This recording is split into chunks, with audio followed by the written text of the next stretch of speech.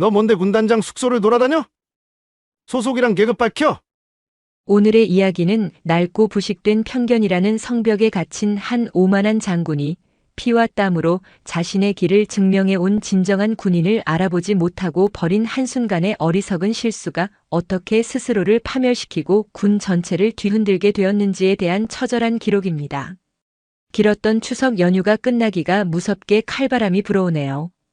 옷깃을 여미게 되는 쌀쌀한 오늘 같은 날, 여러분은 어느 따뜻한 곳에서 이 이야기를 듣고 계신가요? 댓글로 여러분의 일상을 나눠주세요.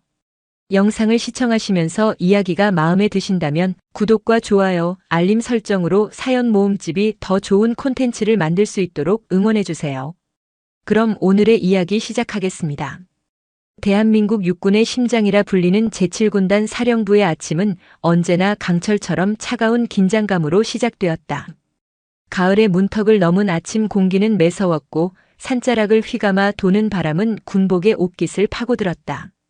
이곳은 휴전선과 가장 가까운 중부전선을 책임지는 최전방 부대 중 하나로 부대를 거쳐간 수많은 지휘관들이 국방의 중추로 뻗어나갔다.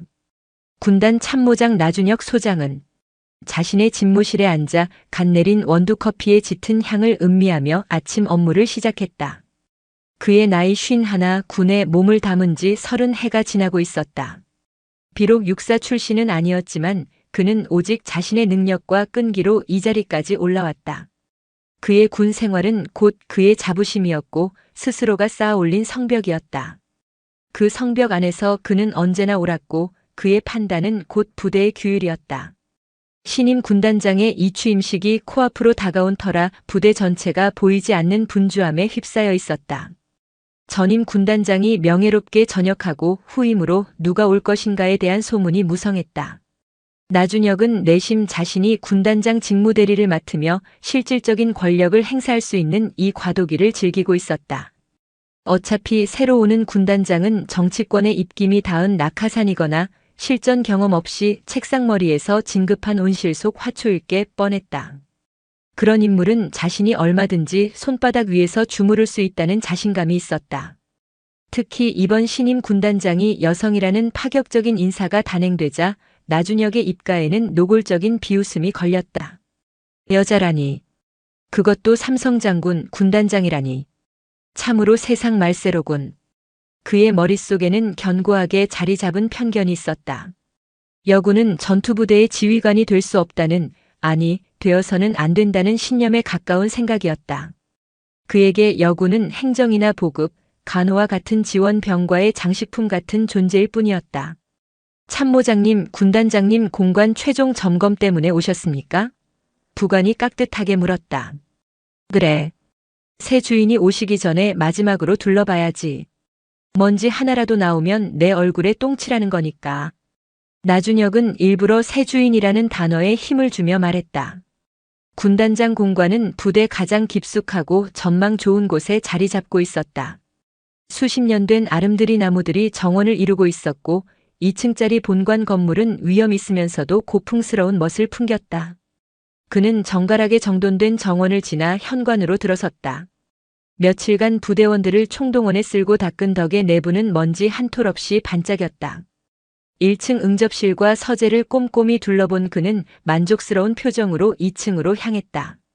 군단장이 개인적으로 사용하는 침실과 작은 거실이 있는 공간이었다. 삐걱이는 나무 계단을 밟고 올라선 순간 그는 거실 한쪽에서 창밖을 내다보고 있는 한 여인의 뒷모습을 발견했다. 작업복으로 보이는 수수한 옷차림에 머리를 단정하게 묶은 모습이었다. 나준혁의 미간이 미세하게 좁혀졌다. 이 시간에 여긴 어쩐 일이지? 공관 관리병의 가족인가? 아니면 새로 뽑은 청소부라도 되나? 그는 헛기침을 하며 다가섰다. 어이, 아주머니. 여기는 어떻게 들어왔어? 청소는 다 끝난 거 아니었나? 그의 목소리에는 권위와 함께 미묘한 경멸감이 섞여 있었다. 여인이 천천히 돌아보았다. 40 중반쯤으로 보이는 꾸미지 않았음에도 단아한 이목구비를 가진 얼굴이었다. 하지만 그 눈빛은 평범한 주부나 청소부의 것이 아니었다. 깊이를 알 수 없는 호수처럼 고요하면서도 그 안에는 날카로운 칼날 같은 예리함이 숨겨져 있었다. 최종 점검하러 오셨나 봅니다. 여인의 목소리는 낮고 차분했다. 나준혁은 순간 당황했지만 이내 평정심을 되찾았다. 그는 이 부대의 2인자였다. 일개 부대원, 그것도 여자 앞에서 당황할 이유가 없었다. 그래. 내가 이 부대 참모장이요. 당신은 소속이 어디야? 여기서 뭐 하고 있는 거지? 그는 일부러 위압적인 태도를 취했다. 여인은 놀란 기색도 없이 희미한 미소를 지으며 답했다. 곧 이곳에서 일하게 될 사람입니다. 미리 둘러보고 있었습니다. 일하게 될 사람? 관리병이나 취사병으로 새로 들어왔나? 얼굴이 낯이 익은데. 혹시 전에 다른 부대에서 본 적 있나? 계급이 어떻게 돼? 나준혁은 그녀를 위아래로 훑어보며 말했다. 그 시선에는 상관이 부하를 대하는 평가와 함께 남성이 여성을 대하는 불쾌한 호기심이 뒤섞여 있었다. 수수한 작업복 아래로 드러난 다부진 몸매와 군더더기 없는 자세에서 왠지 모를 기운이 느껴졌기 때문이다. 얼굴이 반반한데 이런 험한 곳에서 군 생활하기 아깝다는 생각 안 드나? 그는 농담인 척 희롱에 가까운 말을 던졌다. 여전히 여인의 얼굴에는 표정 변화가 없었다. 그녀는 그저 나준혁의 눈을 똑바로 바라볼 뿐이었다. 그 시선이 너무나도 곧고 깊어서 오히려 나준혁이 먼저 시선을 피하고 말았다. 이 취임식이 얼마 남지 않았으니 불필요한 사람은 이만 나가줬으면 좋겠는데. 보안구역을 함부로 돌아다니는 건 군법에 어긋난다는 것쯤은 알겠지. 그는 자신의 동요를 감추기 위해 더욱 차갑게 쏘아붙였다. 알겠습니다. 그럼 이만 물러나겠습니다. 여인은 짧게 대답하고는 가볍게 목례를 한 뒤 그를 스쳐 지나갔다. 나준혁은 자신도 모르게 그녀의 뒷모습을 쳐다보았다. 키는 크지 않았지만 꼿꼿하게 편 허리와 절도 있는 걸음걸이에서 오랜 시간 군 생활을 한 사람 특유의 분위기가 풍겼다. 그는 찜찜한 기분을 떨치지 못한 채 침실과 욕실을 마저 둘러보고는 공관을 나섰다. 방금 마주친 여자가 누구인지, 왜 그토록 낯이 익었는지, 그리고 그녀의 눈빛이 왜 자꾸만 뇌리에 맴도는지를 생각하며 그는 차에 올랐다. 건방진 것. 감히 누군 줄 알고 그따위 눈으로 쳐다봐. 나중에 제대로 군기를 잡아줘야겠군. 그는 운전병에게 퉁명스럽게 목적지를 말했다. 자신의 그 오만하고 굳건한 편견이 그의 인생을 송두리째 뒤흔들 거대한 폭풍의 서막이 될 것이라는 사실을. 그리고 곧 마주하게 될 그 여성이 자신이 상상조차 할 수 없는 깊이와 무게를 지닌 진짜 군인이라는 것을 전혀 예상하지 못했다. 그의 견고한 성벽에 작은 균열조차 없을 것이라 믿었던 그 오만한 자신감이 머지않아 산산조각 나게 될 운명이라는 것을. 이 취임식 당일 제7군단 사령부의 대연병장은 아침부터 분주했다. 각급 부대 지휘관들과 내외 귀빈들이 속속 도착했고 도열한 장병들은 흐트러짐 없는 자세로 행사가 시작되기를 기다리고 있었다. 군단 참모장 나준혁 소장은 연병장 한편에 마련된 귀빈석에서 동료 참모들과 담소를 나누고 있었다. 그의 얼굴에는 자신감과 여유가 넘쳤다. 참모장님, 신임 군단장님께서는 언제쯤 도착하십니까? 작전 참모 박 대령이 물었다. 글쎄, 여자분이라 화장이라도 하느라 늦는 거 아닌가 몰라. 나준혁이 비꼬는 듯한 말투로 대답하자 주변에서 억지 웃음이 터져나왔다. 아무리 그래도 대한민국 최초의 여성 군단장님이신데 너무 그러지 마십시오. 군수참모 이 대령이 멋쩍게 말했지만 그의 눈빛 역시 동조하고 있었다. 최초? 최초라는 타이틀이 무슨 벼슬인가? 전쟁 나면 화장 고칠 시간이라도 달라고 할 건가? 전방 부대 지휘관은 실력과 경험으로 뽑아야지 어디서 정치질로 헬리콥터 타고 날아온 주제에 감히. 나준혁의 목소리는 점점 거칠어졌다. 며칠 전 공관에서 마주쳤던 그 건방진 여자가 떠올라 기분이 다시 불쾌해졌기 때문이다. 그때였다. 장내에 우렁찬 방송이 울려 퍼졌다. 신임 제7군단장 한지수 중장님 입장하십니다. 모든 장병들이 반사적으로 자리에서 일어나 부동자세로 연병장 입구를 바라보았다. 의장대의 웅장한 연주와 함께 검은색 세단 한 대가 천천히 연병장으로 들어섰다. 차문이 열리고 완벽하게 각 잡힌 정복 차림의 한 인물이 안으로 들어섰다. 그 순간 나준혁은 온몸에 피가 얼어붙는 듯한 충격을 느꼈다. 그의 눈앞에 서 있는 사람은 바로 며칠 전 공관에서 그가 온갖 모욕적인 말을 퍼부었던 바로 그 여성이었다. 하지만 지금 그녀의 모습은 그때와 완전히 달랐다. 그녀의 단정한 정복 어깨 위에는 대한민국 육군 중장을 상징하는 세 개의 별이 형광등 불빛을 받아 서늘하게 빛나고 있었다. 금빛으로 빛나는 별 세 개가 그의 눈을 찔렀다. 나준혁의 머릿속이 새하얗게 비워졌다. 한지수 중장은 단상 위로 올라가 장병들을 향해 거수 경례를 했다. 그녀의 동작은 간결하면서도 힘이 넘쳤다. 이어서 이임하는 전임 군단장과의 부대기 이양식이 진행되었다. 모든 절차가 끝나고 드디어 신임 군단장의 취임사가 시작되었다. 한지수는 마이크 앞에 서서 잠시 연병장을 가득 메운 장병들을 둘러보았다.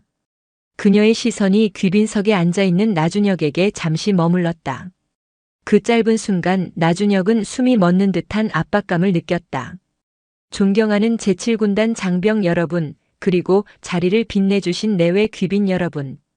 오늘부로 대한민국 제7군단장이라는 중책을 맡게 된 중장 한지수입니다. 그녀의 목소리는 차분했지만 연병장 전체를 가득 채우는 힘이 있었다. 나준혁은 식은땀을 흘리며 고개를 숙였다.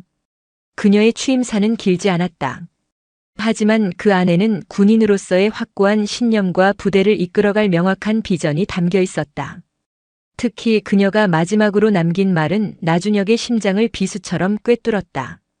저는 앞으로 우리 7군단을 그 어떤 편견과 차별도 없이 오직 실력과 헌신만이 존중받는 부대로 만들어 나갈 것입니다. 계급과 성별, 출신을 떠나 우리 모두는 이 나라를 지키는 소중한 전우이기 때문입니다.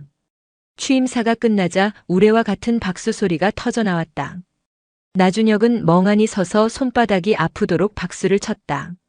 행사가 모두 끝나고 참모들과의 첫 대면을 위해 회의실로 이동하는 내내 그의 머릿속은 복잡했다. 끝났다.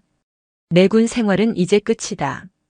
그는 절망적인 생각에 사로잡혔다. 회의실에 도착하자 모든 참모들이 긴장된 표정으로 그를 맞았다. 하지만 그들의 시선 속에는 걱정뿐만 아니라 미묘한 조롱과 호기심이 섞여 있었다. 이미 그들 사이에서는 참모장이 신임 군단장에게 찍혔다는 소문이 파다하게 퍼져 있었을 것이다. 잠시 후 회의실 문이 열리고 한지수 중장이 들어왔다. 모든 참모들이 반사적으로 자리에서 일어났다. 모두 앉으시오. 그녀는 상석에 앉으며 짧게 말했다. 회의는 작전 참모의 현황 보고로 시작되었다.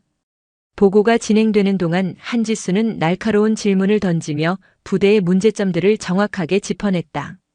그녀의 지적은 놀라울 정도로 정확하고 논리정연했다. 평소라면 회의를 주도하며 다른 참모들의 의견을 압도했을 나준혁이었지만 오늘 그는 완전히 위축되어 있었다. 한지수는 의도적으로 나준혁에게는 단 한 번의 질문도 하지 않았다. 그 무관심이 나준혁에게는 더 큰 공포로 다가왔다. 회의가 끝나자 한지수는 나준혁을 따로 불렀다. 나준혁 참모장. 예, 군단장님. 며칠 전 참모장의 친절한 안내 덕분에 공관은 잘 둘러보았습니다. 앞으로도 부대 운영에 많은 도움을 부탁드립니다. 그녀의 목소리에는 어떤 감정도 실려 있지 않았다. 그래서 더 무서웠다. 그 말은 마치 나는 모든 것을 알고 있다. 내가 한 짓을 잊지 않겠다라고 말하는 것 같았다. 나준혁은 등줄기에서 폭포수처럼 쏟아지는 식은땀을 느끼며 간신히 대답했다. 최선을 다해 보자 하겠습니다. 그날 이후 나준혁의 군 생활은 완전히 뒤바뀌었다. 한때 부대 내에서 누구도 무시할 수 없는 실세 참모로 통했던 그는 하루아침에 문제야 골칫거리로 전락해버렸다. 그것은 길고 혹독한 추락의 시작이었다. 한지수 중장이 부임한 첫 주 제7군단 사령부는 폭풍 전야처럼 고요하면서도 팽팽한 긴장감이 감돌았다. 그녀는 불필요한 관행과 권위주의를 타파하고 오직 실력과 합리적인 소통으로 부대를 이끌었다. 처음에는 의구심을 품었던 사람들조차 그녀의 날카로운 리더십과 부대 상황에 대한 정확한 파악 능력에 점차 혀를 내두르기 시작했다. 변화의 바람은 나준혁 소장에게 가장 먼저 그리고 가장 차갑게 불어닥쳤다. 군단장 주재로 열리는 아침 회의는 그에게 가시방석이나 다름없었다. 인사참모부에서 올린 하반기 부사관 훈련 계획안, 현장 상황이 전혀 반영되지 않은 탁상 공론에 불과합니다. 전면 재검토해서 내일 오전까지 다시 제출하세요. 한지수는 모든 참모들이 모인 자리에서 나준혁이 올린 서류를 가차없이 반려했다. 나준혁의 얼굴이 벌겋게 달아올랐다. 그 훈련 계획안은 지난 몇 주간 실무자들과 수십 번의 회의를 거쳐 만든 그 어떤 계획안보다 완벽하다고 자부했던 것이었다. 하지만 한지수는 유독 그의 업무에만 현미경을 들이대며 혹독한 잣대를 적용하고 있었다. 군수 지원 현황 보고 수치가 정확하지 않습니다. 직접 발로 뛰며 현장을 확인한 겁니까? 아니면 책상에 앉아서 보고서만 받은 겁니까? 작전 계획에 대한 참모장의 의견은 어떻습니까? 왜 아무 말이 없으시죠? 이 자리는 그저 앉아서 보고만 받는 자리가 아닙니다. 그녀의 지시는 논리정연했고 부대 상황에 대한 파악은 놀라울 정도로 정확했다. 평소 회의에서 가장 적극적으로 의견을 개진하고 다른 참모들의 의견을 주도했던 나준혁이었지만 이제 그는 완전히 위축되어 있었다. 한지수는 의도적으로 그를 고립시키고 있었다. 중요한 안건들은 다른 참모들을 통해 먼저 보고를 받았고 그의 의견은 회의에서 거의 반영되지 않았다. 그가 올린 서류들은 사소한 토시 하나까지 지적당하며 몇 번이고 반려되었다. 나준혁은 지독한 모멸감을 느꼈다. 이것은 명백히 자신을 겨냥한 보복이었다. 한지수는 직접 칼을 휘두르지 않고 서서히 그의 팔다리를 잘라내며 고사시키고 있었다. 회의가 끝나자 나준혁은 쥐구멍에라도 숨고 싶은 심정으로 서둘러 자리에서 일어났지만 등 뒤에서 한지수의 차가운 목소리가 들려왔다. 나준혁 참모장 잠시 남아 계시죠. 넓은 회의실에는 나준혁과 한지수 단둘만 남았다. 무거운 침묵이 흘렀다. 나준혁은 차마 고개를 들지 못한 채 사형 선고를 기다리는 죄인처럼 서 있었다. 그의 군 생활 30해 동안 이토록 굴욕적이고 두려운 순간은 없었다. 오늘 일은 이번 한 번만 넘어가겠습니다. 한지수가 마침내 입을 열었다. 그녀의 목소리는 여전히 차분했지만 그 안에는 강철 같은 단호함이 서려 있었다. 나준혁은 뜻밖의 말에 희미한 안도의 한숨을 내쉬려다 이어지는 그녀의 말에 다시 숨을 멈췄다. 하지만 앞으로는 실수하지 마십시오. 군인으로서 상관에 대한 기본적인 예의는 지켜주시기 바랍니다. 그리고 그녀는 잠시 말을 멈췄다. 나준혁이 긴장하며 다음 말을 기다렸다. 참모장의 그 낡고 편협한 생각이 다른 부대원들에게 전염되지 않도록 각별히 주의하십시오. 이곳은 당신의 아집을 펼치는 곳이 아니라 국가를 위해 헌신하는 군대입니다. 뼈를 때리는 듯한 질책이었다. 그녀는 이미 그의 속을 모두 꿰뚫어 보고 있었다. 감사합니다. 그리고 정말 죄송합니다. 나준혁이 고개를 깊이 숙이며 사과했다. 하지만 그는 몰랐다. 이것이 끝이 아니라 이제부터가 진짜 시작이라는 것을. 그날 이후 그의 군 생활은 완전히 뒤바뀌었다. 이전까지 그는 군단 내에서 누구도 무시할 수 없는 실세 참모로 통했다. 하지만 이제 동료들조차 그를 슬금슬금 피하기 시작했다. 복도에서 마주치면 어색한 경례만 주고받을 뿐 예전처럼 편하게 농담을 건네거나 업무 협의를 하는 일은 사라졌다. 모두들 새 군단장의 눈치를 보고 있는 것이었다. 참으로 기가 막힐 노릇이었다. 별 3개가 뭐라고 저렇게까지 설설 기어야 한단 말인가. 그는 자신의 사무실에서 홀로 분을 사겼다. 그의 자부심과 명예가 하루아침에 땅에 떨어졌다. 이 모든 것이 그 여자 한지수 때문이라고 생각했다. 그는 결코 절대로 그 여자의 지위를 인정할 수 없다고 다짐했다. 그녀가 스스로 물러나게 만들거나 혹은 그녀의 무능함을 만천하에 드러내어 군대에서 추방시켜야 한다고 생각했다. 그는 자신이 30해 동안 쌓아온 경험과 인맥, 그리고 군단 내에서의 영향력을 총동원해서라도 그녀를 몰아낼 계획을 세우기 시작했다. 나준혁 소장의 고립은 날이 갈수록 심해졌다. 한때 그의 주변으로 구름처럼 몰려들어 함께 식사를 하며 담소를 나누었던 동료들은 이제 아무도 그의 옆에 앉으려 하지 않았다. 복도에서 마주쳐도 어색한 경례만 주고받을 뿐 예전처럼 편하게 농담을 건네거나 업무 협의를 하는 일은 사라졌다. 모두들 새 군단장 한지수의 눈치를 보고 있는 것이었다. 그의 막강했던 권한은 서서히 축소되었다. 보고 체계는 그를 건너뛰기 일쑤였고 그가 주관하던 핵심 업무들은 하나둘씩 다른 참모들에게 이관되었다. 한때 존경받던 베테랑 참모에서 하루아침에 문제야 골칫거리로 전락해버린 자신의 처지를 실감할 수 있었다. 분노와 모멸감에 휩싸인 그는 거의 매일 밤 술을 마셨다. 그날 밤도 그는 자신을 따르는 몇몇 부하 장교들을 부대 밖 허름한 포장마차로 불러내 막걸리 잔을 기울였다. 당연하게도 화제는 새로운 군단장이었다. 정말 여군이 온답니까? 그것도 3스타로? 정보참모 박 대령이 믿을 수 없다는 듯 물었다. 전문까지 내려왔으니 기정사실이지. 나준혁이 막걸리 잔을 단숨에 비우며 퉁명스럽게 대답했다. 아무리 그래도 이건 좀 심한 거 아닙니까? 군대의 근간을 흔드는 일입니다. 군수참모 오대령도 거들었다. 요즘 여성 상위 시대라더니 군대까지 그 바람이 불어닥친 모양이야. 이러다 사단장, 연대장도 죄다 여자들로 채우는 거 아닌가 몰라. 누군가의 농담 섞인 말에 좌중은 씁쓸한 웃음을 터뜨렸다. 그들의 대화는 밤늦도록 이어졌다. 새로운 여성 군단장에 대한 조롱과 비아냥, 그리고 앞으로 닥쳐올 혼란에 대한 우려가 대부분이었다. 나준혁은 그 대화의 중심에서 자신의 편견을 더욱 단단하게 굳혀갔다. 별 3개? 웃기지 말라 그래. 어디서 정치질로 헬리콥터 타고 날아온 주제에 군인인 척하기는. 술이 들어가자 억눌렀던 불만과 분노가 본물 터지듯 쏟아져 나왔다. 내가 이 군대에서 어떻게 살아남았는데 계집 하나 때문에 내 모든 것이 무너져야 한단 말인가. 그의 목소리는 점점 커졌고 주변 손님들이 힐끔거렸지만 그는 아랑곳하지 않았다. 그는 확신했다. 이번 인사는 군의 전투력 강화와는 아무런 상관이 없는 오직 정치적인 계산과 보여주기식 행정의 결과물이라고. 그는 결코 절대로 그 여자의 지위를 인정할 수 없다고 다짐했다. 하지만 그는 몰랐다. 그 포장마차 가장 구석진 자리에 군단 소속의 한 부사관이 동료와 함께 술을 마시고 있다는 사실을. 그리고 그 부사관이 나준혁의 말을 한마디도 빼놓지 않고 똑똑히 듣고 있었다는 것을. 다음 날 아침 그 내용은 즉시 보안 계통을 통해 한지수에게 보고되었다. 나준혁 참모장이 어젯밤 사석에서 군단장님에 대한 심각한 명예훼손 및 모욕적인 발언을 했다는 첩보가 입수되었습니다. 보안 참모의 보고를 받는 한지수의 표정에는 아무런 변화가 없었다. 그녀는 서류에서 눈을 떼지 않은 채 물었다. 구체적으로 어떤 내용이었습니까? 여성 군단장에 대한 비하 발언과 정치적인 배경으로 진급했다는 식의 유언 비어를 유포했다고 합니다.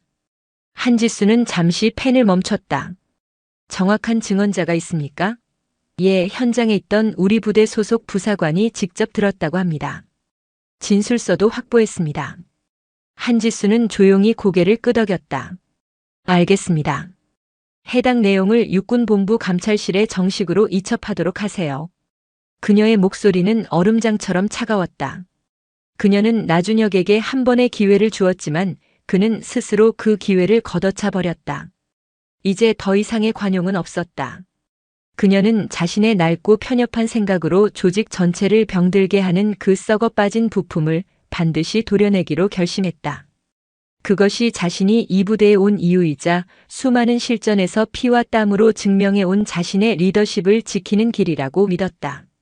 나준혁이 포장마차에서 쏟아냈던 분노의 말들이 보고된 지 나흘이 지난 금요일 아침 제7군단 사령부에는 평소와 다른 무거운 공기가 감돌았다. 이른 아침부터 본관 주차장에는 육군본부 마크가 선명한 낯선 세단 차량 여러 대가 들어섰고 정복 칼날같이 다려입은 헌병들이 삼엄한 경계를 펼쳤다. 저 사람들 누구지? 무슨 큰일이라도 났나? 복도를 지나던 한 장교가 동료에게 작은 목소리로 물었다. 육본 감찰실에서 나온 사람들이라던데. 분위기가 장난이 아니야. 다른 장교가 긴장한 표정으로 대답했다. 나준혁은 평소처럼 9시에 출근했다. 사무실 문을 열고 들어가려는데 안에서 낯선 목소리들이 들려왔다. 이상하다 싶어 문을 살짝 열어보니 정복을 입은 낯선 군인 2명이 자신의 책상 서랍을 열어젖히고 서류들을 뒤지고 있었다. 지금 여기서 뭐 하시는 겁니까? 나준혁이 놀라 소리치며 안으로 들어섰다. 그때 등 뒤에서 누군가가 그의 어깨를 툭 쳤다. 돌아보니 날카로운 눈매의 낯선 대령이 서 있었다. 당신이 나준혁 소장이요? 그가 차가운 목소리로 물었다. 그렇더만 당신들은 누구요? 여긴 참모장실이요. 허락도 없이 남의 집무실을 뒤지는 건 무슨 경우야? 나준혁이 격앙된 목소리로 소리쳤다. 나는 육군본부 감찰실 감찰일과장 정민호 대령이요. 정민호 대령의 입에서 나온 말은 청천벽력과도 같았다. 나준혁의 심장이 쿵 하고 바닥으로 떨어졌다. 감찰실이라는 말을 듣는 순간 온몸의 피가 차갑게 식는 것 같았다. 하지만 아직 구체적으로 무슨 일인지는 알 수 없었다. 감찰실에서 저에게 무슨 볼일이십니까? 나준혁이 당황하며 물었다. 나준혁 소장, 당신을 상관 모욕 및 군 기강 문란 혐의로 긴급 체포합니다. 체포라니요. 상관 모욕이라니 저는 그런 짓을 한 적이 없습니다. 며칠 전 부대 외부 민간 주점에서 현 군단장에 대한 심각한 수준의 모욕적인 발언을 한 혐의요. 증인과 증거는 이미 모두 확보된 상태입니다. 감찰관이 서류처를 펼쳐 보이며 설명했다. 그제야 나준혁은 며칠 전 포장마차에서 술에 취해 내뱉었던 말들이 떠올랐다. 당시에는 그저 단순한 푸념, 술주정 정도로 생각했는데 그것이 이렇게 자신의 목에 칼을 겨눌 줄은 꿈에도 몰랐다. 그건 그냥 술김에 개인적인 의견을 말한 것뿐입니다. 나준혁이 필사적으로 변명했다. 술을 마셨다고 해서 상관에 대한 모독이 정당화되지는 않소. 정민호 대령이 단호하게 말했다. 더군다나 현 지휘관에 대한 정치적 편견을 드러내고 허위 사실을 유포한 것은 군의 위계 질서를 뿌리부터 흔드는 매우 중대한 범죄 행위요. 나준혁의 이마에서 굵은 땀방울이 흘러내렸다. 자신이 얼마나 끔찍한 실수를 저질렀는지, 그리고 그 배후에 한지수가 있다는 것을 이제야 깨달았다. 그녀는 자신을 용서한 것이 아니었다. 더 큰 올가미를 던지기 위해 잠시 기다렸을 뿐이었다. 조사실로 연행하시오. 감찰관의 지시에 헌병 2명이 다가와 나준혁의 양팔을 붙잡았다. 그는 속수무책으로 끌려나갔다. 복도를 걸어가는 동안 수많은 부대원들의 시선이 그에게로 집중되었다. 동정, 경멸, 호기심 그리고 조롱이 섞인 눈빛들이 날카로운 파편처럼 그의 온몸에 박혔다. 30해 동안 쌓아온 그의 명예와 자존심이 그 짧은 복도를 걷는 동안 산산조각 나고 있었다. 육군본부 직할의 어둡고 차가운 조사실에서 혹독한 조사가 시작되었다. 감찰관들은 그날 밤 포장마차에서 했던 발언들을 녹음 파일까지 틀어주며 하나하나 확인했다. 계집 하나 때문에 내 군 생활이 무너져야겠냐, 정치질로 헬리콥터 타고 날아온 주제에 전부 본인이 한 발언 맞습니까? 감찰관이 날카롭게 추궁했다. 나준혁은 더 이상 변명할 수 없었다. 술에 취해 내뱉은 말들은 명백한 증거가 되어 그의 숨통을 조여왔다. 그때는 감정적으로 격해서 감정적이라고 해서 군 기강을 무너뜨리는 발언이 용납될 수는 없습니다. 소장식이나 되신 분이 그런 기본적인 것도 모르십니까? 조사는 밤늦도록 계속되었다. 나준혁은 점점 절망의 늪으로 빠져들었다. 아무리 변명하고 호소해봐도 자신이 저지른 잘못이 명백하다는 사실을 부인할 수 없었다. 며칠 후 그에 대한 징계위원회가 열렸고 결과는 가혹했다. 나준혁 소장, 현 보직에서 해임하고 강원도 최전방 GOP 인근의 예비전력관리연대장으로 전보 조치한다. 사실상의 좌천, 아니 군인으로서의 사형 선고나 다름없었다. 예비전력관리연대는 현역에서 물러난 장성들의 마지막 휴식처 혹은 문제를 일으킨 장교들의 유배지로 불리는 곳이었다. 그곳으로 간다는 것은 군인으로서의 모든 경력이 끝났음을 의미했다. 명령서를 받아든 나준혁은 한참 동안 멍하니 서 있었다. 30해의 세월이 그 여자와의 단 한 번의 잘못된 만남으로 인해 물거품처럼 사라져버렸다. 전출 명령이 내려지고 일주일이 흘렀다. 나준혁에게 남은 시간은 이제 얼마 없었다. 그의 사무실은 이미 짐을 싸기 시작한 상자들로 어수선했다. 30년간 몸담았던 군단, 그의 청춘과 자부심이 모두 녹아있는 이곳을 이렇게 초라하게 떠나게 될 줄은 꿈에도 몰랐다. 후임자에게 업무를 인계하는 과정은 고역이었다. 한때 그의 부하였던 이들이 이제는 그를 동정하거나 혹은 은근히 무시하는 시선으로 바라보는 것을 견디기 힘들었다. 모든 의욕을 잃어버린 그는 살아있는 시체나 다름없었다. 하지만 이대로 무너질 수는 없었다. 그는 마지막으로 자신이 할 수 있는 일이 딱 하나 남아있다고 생각했다. 마지막으로 단 한 번이라도 그분께 군인 대 군인으로서 진심 어린 사과를 드려야 한다. 전출을 하루 앞둔 마지막 날 금요일 오후. 나준혁은 모든 업무 정리를 마쳤다. 책상 위에는 후임자에게 넘겨줄 인수인계서 한 묶음만 덩그러니 남아있었고 그의 개인 물품들은 이미 상자에 담겨 사무실 구석에 쌓여 있었다. 그는 자리에서 일어나 거울 앞에 섰다. 그는 흐트러진 정복의 옷깃을 바로잡고 단추 하나하나를 정성스럽게 잠갔다. 구겨진 계급장도 반듯하게 폈다. 마지막이니만큼 군인다운 가장 반듯한 모습으로 그녀를 만나고 싶었다. 전출을 사흘 앞둔 어느 오후 나준혁은 마지막 업무 정리를 위해 본관 지하에 위치한 기록실로 향했다. 후임자에게 인계할 자료들 중에 과거 군단에서 시행했던 주요 훈련 기록들을 찾아야 했기 때문이었다. 기록실은 평소 사람들의 발길이 닿지 않는 곳이라 서늘하고 퀴퀴한 먼지 냄새가 진동했다. 10년 전 대침투 훈련 자료가 어디 있더라. 나준혁은 혼자 중얼거리며 빽빽하게 들어찬 서가 사이를 헤매고 다녔다.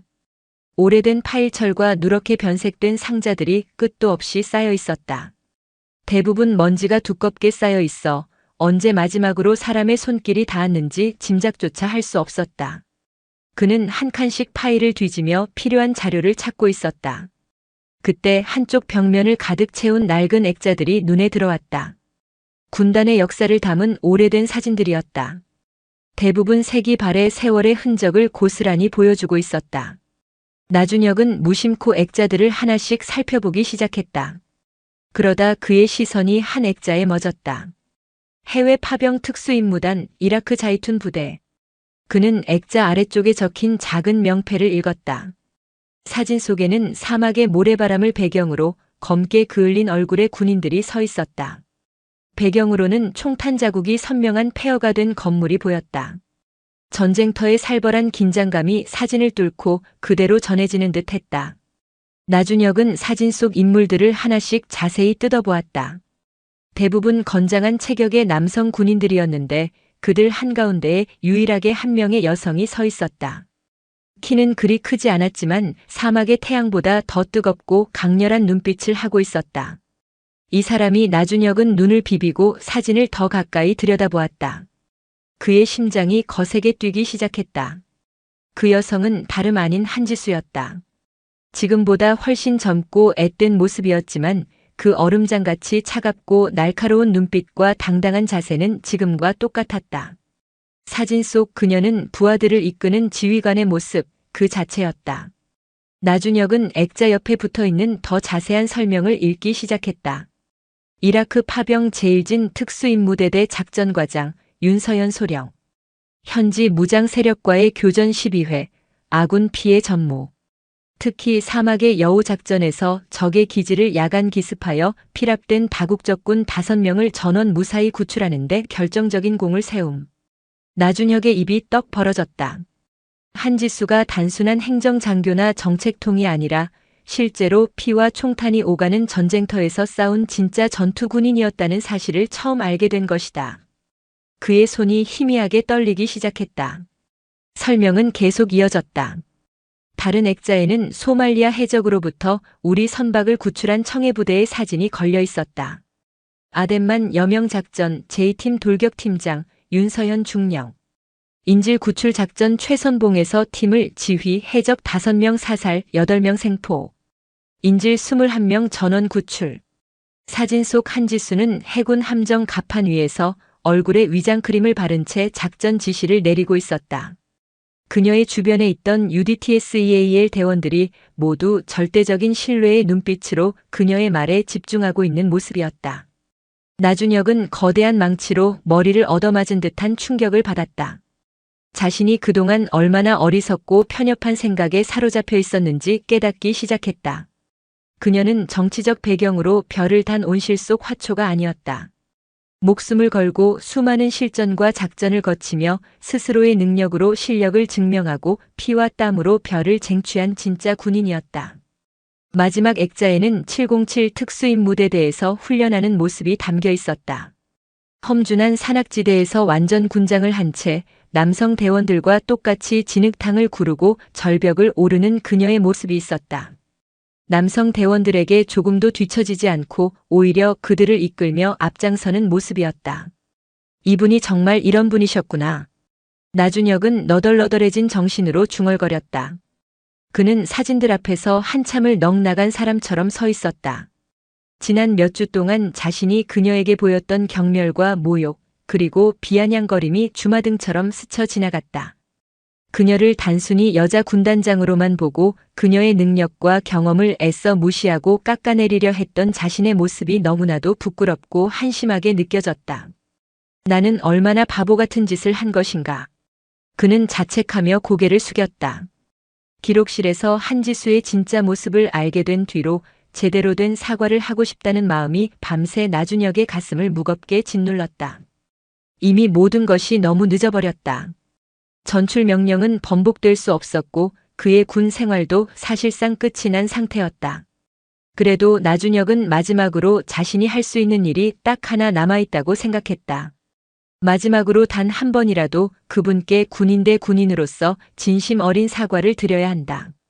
전출을 하루 앞둔 마지막 날 금요일 오후. 나준혁은 모든 업무 정리를 마쳤다. 그는 마지막으로 군복을 단정히 차려입고 군단장실 문 앞에 섰다. 문 앞을 지키고 있던 경비병이 그를 보더니 놀란 표정을 지었다. 최근 그가 군단장실 근처에 오는 일은 전무했기 때문이었다. 나준혁 소장님, 어쩐 일이십니까? 경비병이 정중하게 물었다. 군단장님께 잠깐 뵙고 싶다고 전해주게. 나준혁이 차분하고 낮은 목소리로 말했다. 경비병이 실내로 들어가 수화기를 들고 잠시 통화했다.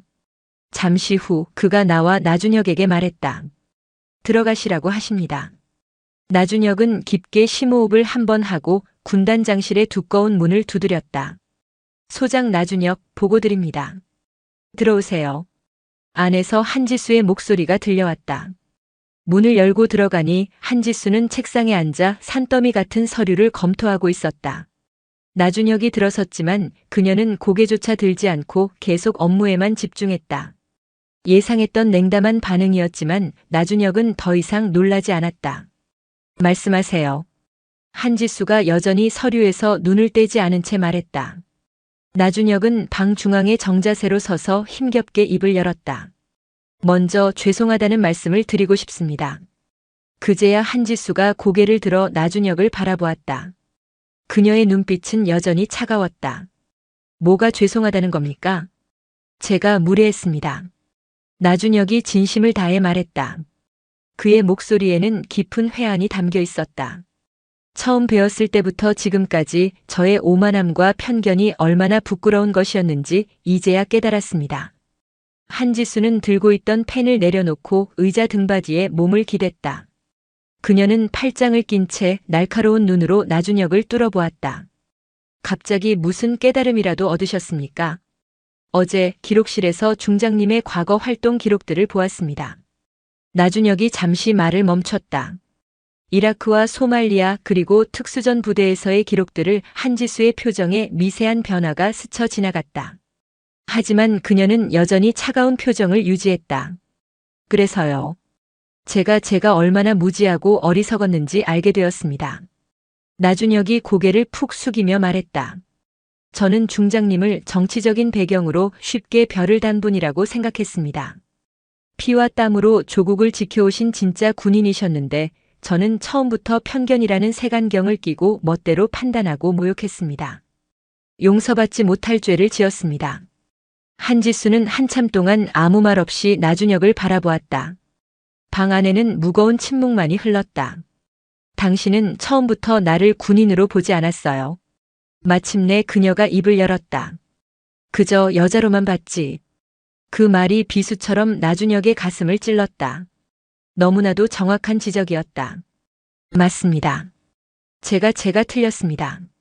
26해 동안 군복을 입고 살아왔으면서 동료 군인의 진짜 모습을 알아보지 못했다는 것이 더 큰 문제입니다.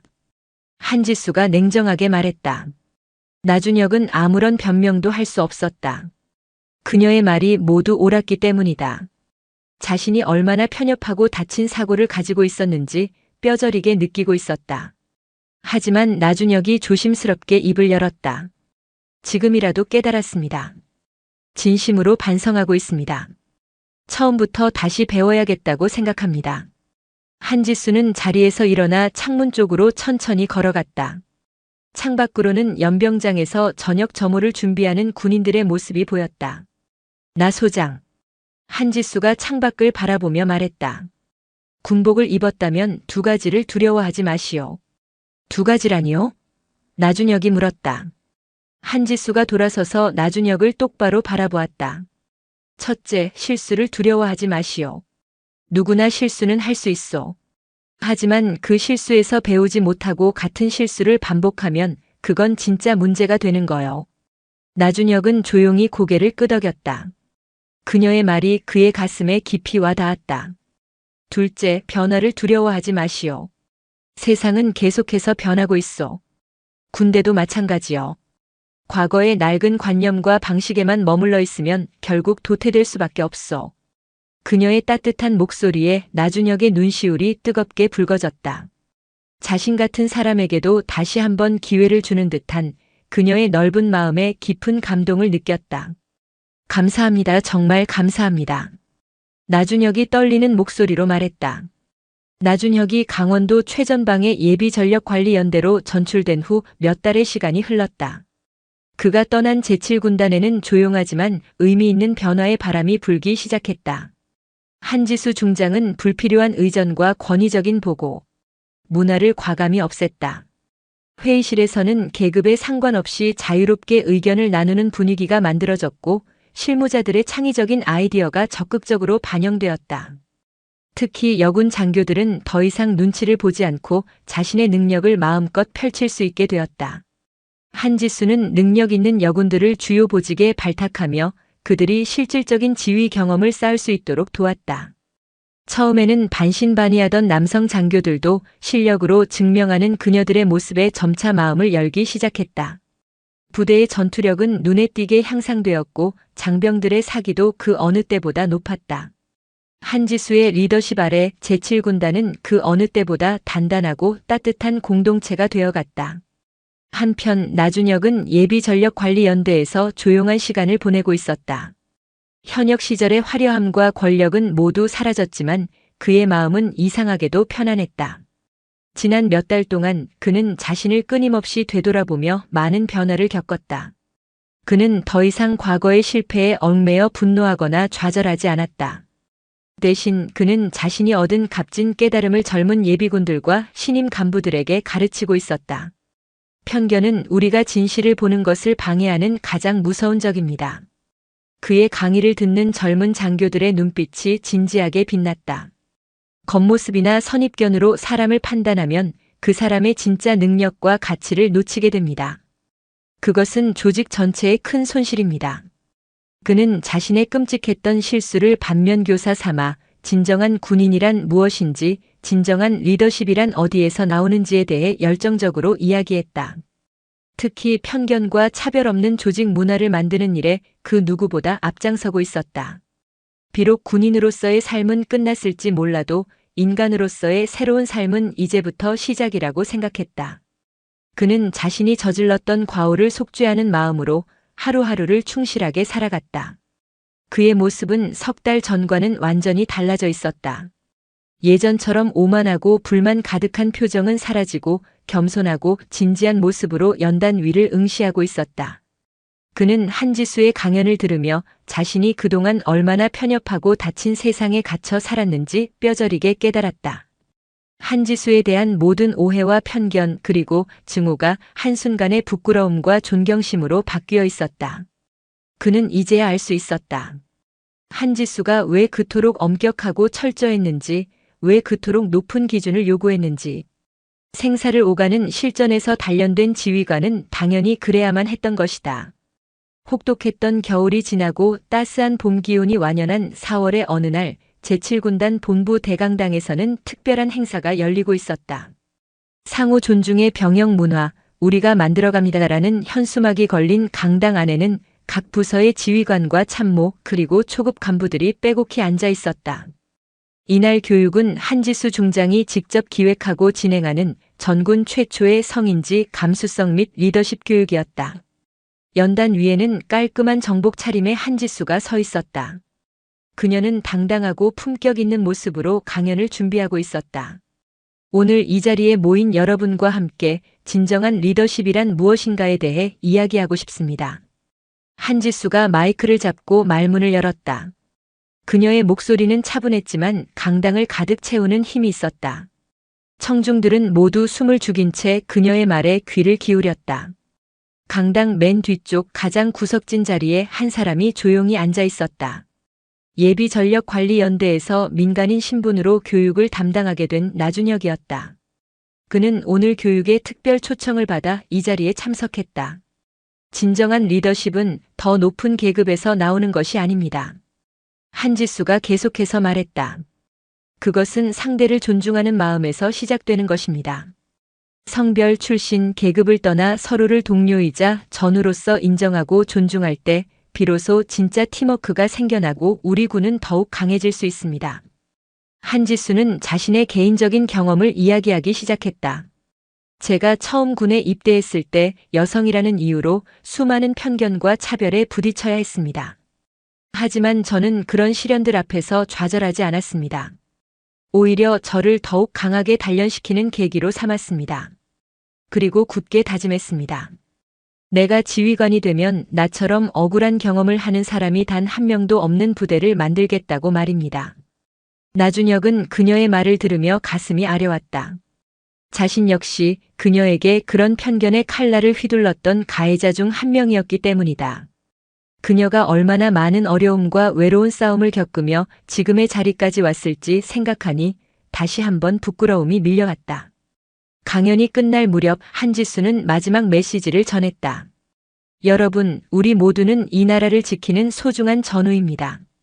성별이나 출신, 계급에 상관없이 우리 모두는 존경받아야 마땅한 대한민국의 군인입니다.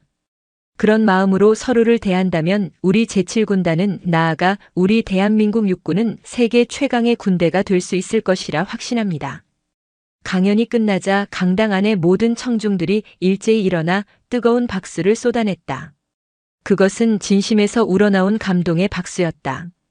나준혁도 자리에서 일어나 힘껏 박수를 쳤다. 그리고 그는 자신도 모르게 반듯한 자세로 거수 경례를 했다. 연단 위에 한지수는 청중들을 둘러보다가 맨 뒤에서 경례를 하고 있는 나준혁과 눈이 마주쳤다. 나준혁이 진심으로 경례하는 모습을 보고 한지수도 희미한 미소와 함께 고개를 끄덕이며 답례했다. 그 짧은 순간 두 사람 사이에는 말로 다 할 수 없는 이해와 용서, 그리고 존중의 마음이 오갔다. 교육이 끝난 후 나준혁은 강당을 나서며 따스한 봄 햇살 아래 하늘을 올려다보았다. 불과 몇 달 전 절망의 나락에 떨어졌던 자신의 모습과 지금을 비교해보니 정말 많은 것이 달라졌다는 것을 느꼈다. 그는 모든 것을 잃었지만 동시에 더 소중한 것을 얻었다. 비록 두 사람이 함께 근무하지는 않지만 그들은 각자의 자리에서 같은 목표를 향해 나아가고 있었다. 더 강하고 더 정의로운 대한민국 육군을 만들기 위해. 거지 같은 년이 여기가 어디라고 옷을 함부로 풀어젖히고 있어. 한 베테랑 군인의 오만한 조롱은 여자라는 이유로 영웅의 명예를 짓밟았습니다. 하지만 피의 전장을 뚫고 별을 단 그녀는 썩어빠진 부품을 도려내기로 결심합니다. 그 오만이 어떻게 스스로의 군 생활을 끝장내고 군 전체를 뒤흔들게 되었을까요? 여러분의 일상을 댓글로 나눠주시고 시청 후 구독과 좋아요도 잊지 마세요. 경기도 포천, 대한민국 육군의 심장부라 불리는 제5군단 사령부의 아침은 언제나 강철처럼 차가운 긴장감으로 시작되었다. 가을의 문턱을 넘은 아침 공기는 매서웠고 산자락을 휘감아 도는 바람은 군복의 옷깃을 파고들었다. 이곳은 휴전선과 가장 가까운 중부전선을 책임지는 최전방 부대 중 하나, 승진부대라는 이름에 걸맞게 이곳을 거쳐간 수많은 지휘관들이 국방의 중추로 뻗어나갔다. 군단 인사참모 육군 대령 이강철은 자신의 집무실에 앉아 갓 내린 원두커피에 짙은 향을 음미하며 아침 업무를 시작했다. 그의 나이 48, 군에 몸을 담은 지 26해가 지나고 있었다. 비록 육사 출신은 아니었지만 그는 학사 장교로 임관한 뒤 오직 자신의 능력과 끈기로 이 자리까지 올라왔다. 그의 군 생활은 곧 그의 자부심이었고 스스로가 쌓아 올린 성벽이었다. 그 성벽 안에서 그는 언제나 옳았고 그의 판단은 곧 부대의 규율이었다. 대령님 들어오겠습니다. 노크 소리와 함께 작전처 소속의 최중령이 다급한 표정으로 들어왔다. 그의 손에는 방금 수신한 듯한 전문이 들려 있었다. 무슨 일인가, 최중령? 아침부터. 이강철은 커피잔을 천천히 내려놓으며 특유의 위험 있는 목소리로 물었다. 그의 목소리에는 연륜과 계급이 주는 무게감이 실려 있었다. 군단장님께서 교체되신다는 소식입니다. 그래, 김 장군님께서 국방부로 영전하신다는 소문은 들었네. 후임자는 정해졌나? 그게 방금 전문이 내려왔습니다. 최중령이 목소리를 낮추며 이강철의 책상으로 다가왔다. 그의 표정에는 당혹감과 흥분이 뒤섞여 있었다. 새 군단장님이 여군이시랍니다. 순간 이강철의 미간이 미세하게 좁혀졌다. 그는 자신의 귀를 의심했다. 뭐라고? 여군? 그것도 군단장으로? 예, 그렇습니다. 육군본부 정책실에서 오시는 한지수 중장님이시라고 합니다. 이강철은 등받이에 몸을 깊숙이 기댔다. 그의 얼굴에 스쳐 지나가는 감정은 단순한 놀라움이 아니었다. 그것은 불쾌감과 의구심 그리고 일말의 모욕감까지 뒤섞인 복잡한 것이었다. 여자라니. 그것도 삼성장군 군단장이라니. 참으로 세상 말세로군. 그의 머릿속에는 견고하게 자리 잡은 편견이 있었다. 여군은 전투부대의 지휘관이 될 수 없다는, 아니, 되어서는 안 된다는 신념에 가까운 생각이었다. 그에게 여군은 행정이나 보급, 간호와 같은 지원 병과의 장식품 같은 존재일 뿐이었다. 물론 시대가 변하고 여군의 역할이 확대되고 있다는 것은 알고 있었다. 국방일보나 뉴스에서 가끔 여성 전투기 조종사나 해군 함장의 이야기를 접하기도 했다. 하지만 그것은 어디까지나 보여주기식 홍보에 불과하다고 그는 굳게 믿고 있었다. 이건 정상이 아니야. 이강철이 나지막이 중얼거렸다. 그의 목소리는 분노로 희미하게 떨리고 있었다. 이건 군대에 대한 모독이야. 최전방 군단의 실전 경험도 없는 여자를 앉히다니. 윗대가리들이 정치 노름에 미쳐 돌아가는 게 틀림없어. 대령님 말씀 조심하셔야 합니다. 최중령이 주위를 살피며 조심스럽게 말했다. 하지만 그의 눈빛 역시 이강철의 생각에 동조하고 있었다. 조심? 뭘 조심하라는 건가? 틀린 말이라도 했나? 어디서 온실 속 화초처럼 자란 여자가 총칼이 오가는 이곳에 지휘관 노릇을 하겠다는 건가? 부대원들 사기는 어떻게 할 것이며 북괴놈들이 이걸 알면 뭐라고 하겠나? 대한민국 군대가 여자 치마폭에 쌓여 있다고 비웃지 않겠는가? 그의 말은 점점 거칠어졌다. 26해 동안 지켜온 군인으로서의 자부심에 깊은 상처를 입은 듯 했다. 자신이 목숨 바쳐 지키는 이 조직이 정치인들의 손에 놀아나는 장기판에 조리된 것만 같아 참을 수 없는 분노가 치밀었다. 그날 오후 군단 참모들 몇몇이 비공식적으로 모여 막걸리 잔을 기울였다. 당연하게도 화제는 새로운 군단장이었다. 정말 여군이 온답니까? 그것도 3스타로? 정보참모 박 대령이 믿을 수 없다는 듯이 물었다. 전문까지 내려왔으니 기정사실이지. 이강철이 막걸리 잔을 단숨에 비우며 퉁명스럽게 대답했다. 아무리 그래도 이건 좀 심한 거 아닙니까? 군대의 근간을 흔드는 일입니다. 군수참모 오대령도 거들었다. 요즘 여성 상위 시대라더니 군대까지 그 바람이 불어닥친 모양이야.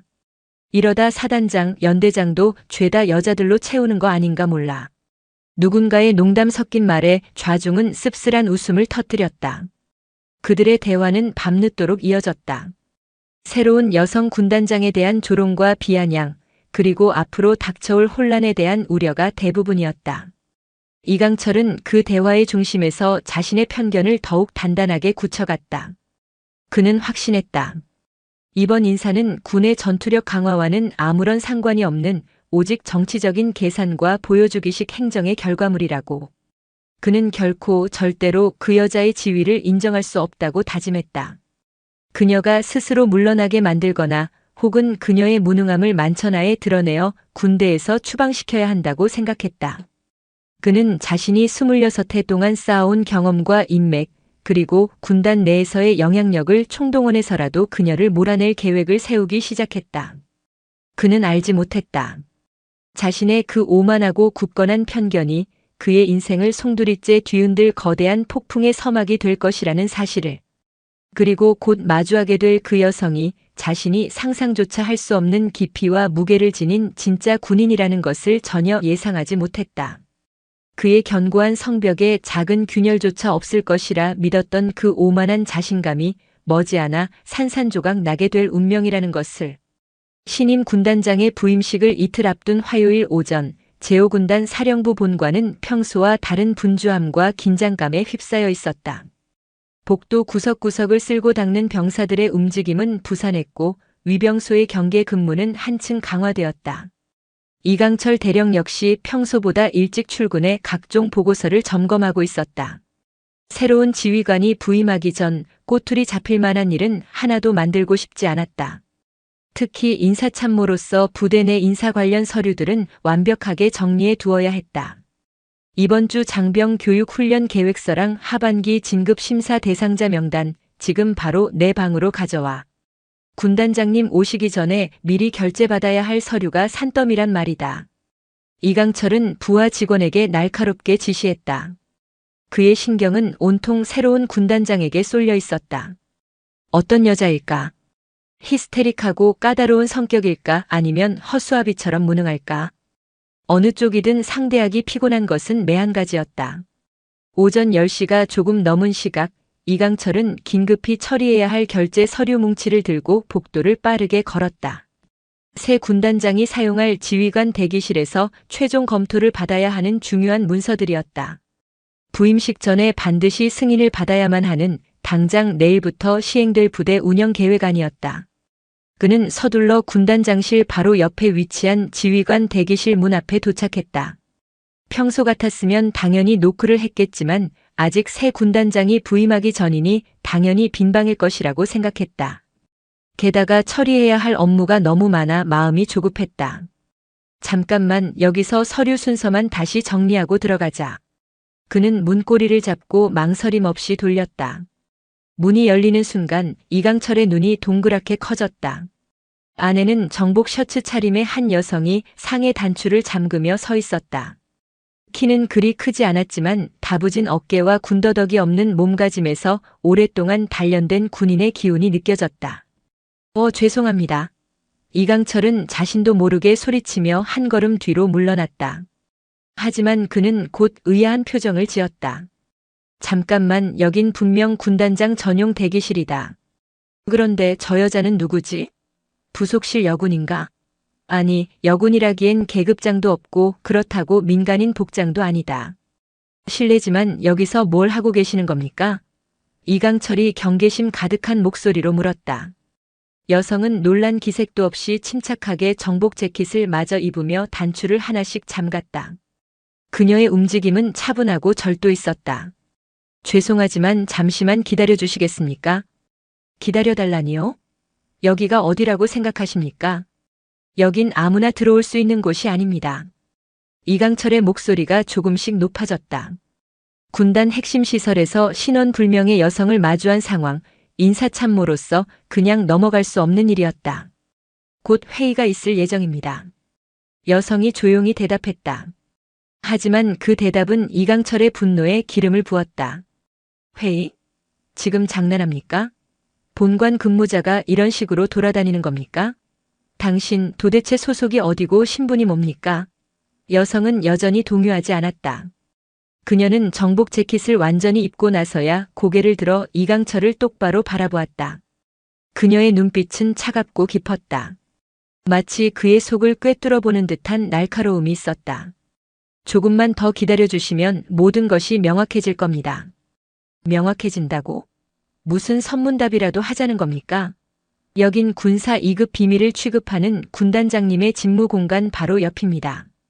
민간인이 함부로 드나들 수 있는 곳이 아니란 말입니다. 이강철의 고함 소리는 복도 전체에 울려 퍼졌다. 마침 복도 끝에서 급한 발소리가 들렸다. 부사관 한 명이 허둥지둥 뛰어오고 있었다. 대령님, 거기 들어가시면 안 됩니다. 하지만 이미 늦었다. 이강철의 분노는 극에 달해 있었다. 도대체 군 기강이 이게 뭡니까? 아무나 이런 중요한 장소에 들어와서 옷이나 갈아입고 있는데 경비는 뭘 하고 있었던 거야? 여성은 말없이 이강철을 바라보았다.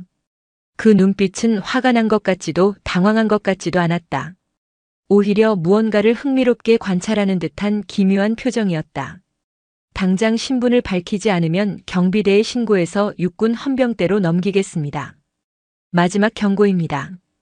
뛰어온 부사관이 숨을 헐떡이며 이강철의 팔을 잡았다. 대령님, 제발 지금 그분은 뭐가 그분이야? 이 사람은 외부인이야. 당장 끌어내. 이강철이 부사관을 향해 버럭 소리쳤다. 그때 여성이 조용히 입을 열었다. 그녀의 목소리는 낮고 차분했지만 이상한 위압감이 느껴졌다. 대령께서는 지금 많이 흥분하신 것 같군요. 흥분? 당연히 흥분하지. 군사 기밀이 보관된 장소에 정체불명의 사람이 있는데 이게 흥분하지 않을 일인가. 군사 기밀 걱정은 하지 않으셔도 됩니다. 저 역시 이 조직의 일원이니까요. 그녀의 입가에 희미한 미소가 걸렸다. 그것은 비웃음처럼 보이기도 했다. 이강철은 더욱 당황했다. 일원이라고? 그렇다면 왜 신분을 밝히지 않는 거지? 대령님, 정말로 지금 그만하셔야 합니다. 부사관이 거의 애원하듯 그를 말렸다. 하지만 이강철은 이미 이성을 잃은 상태였다. 자신의 앞에서 정체를 숨긴 채 여유를 부리는 저 여자의 태도가 그의 자존심을 건드렸다. 그는 26해 동안 이런 무례를 겪어본 적이 없었다. 아니, 도대체 왜 아무도 제대로 된 설명을 안 해주는 겁니까? 이 여자가 누군지, 왜 여기 있는지 당신이라도 말해봐. 그가 부사관의 멱살이라도 잡을 듯이 윽박질렀다. 여성은 정복을 완전히 매무새를 가다듬고 나서 이강철을 똑바로 바라보았다. 잠시 후에 모든 것이 명확해질 테니 조금만 참아주시지요. 참으라고? 내가 왜 참아야 합니까? 그때 복도 저편에서 다른 참모들이 나타났다.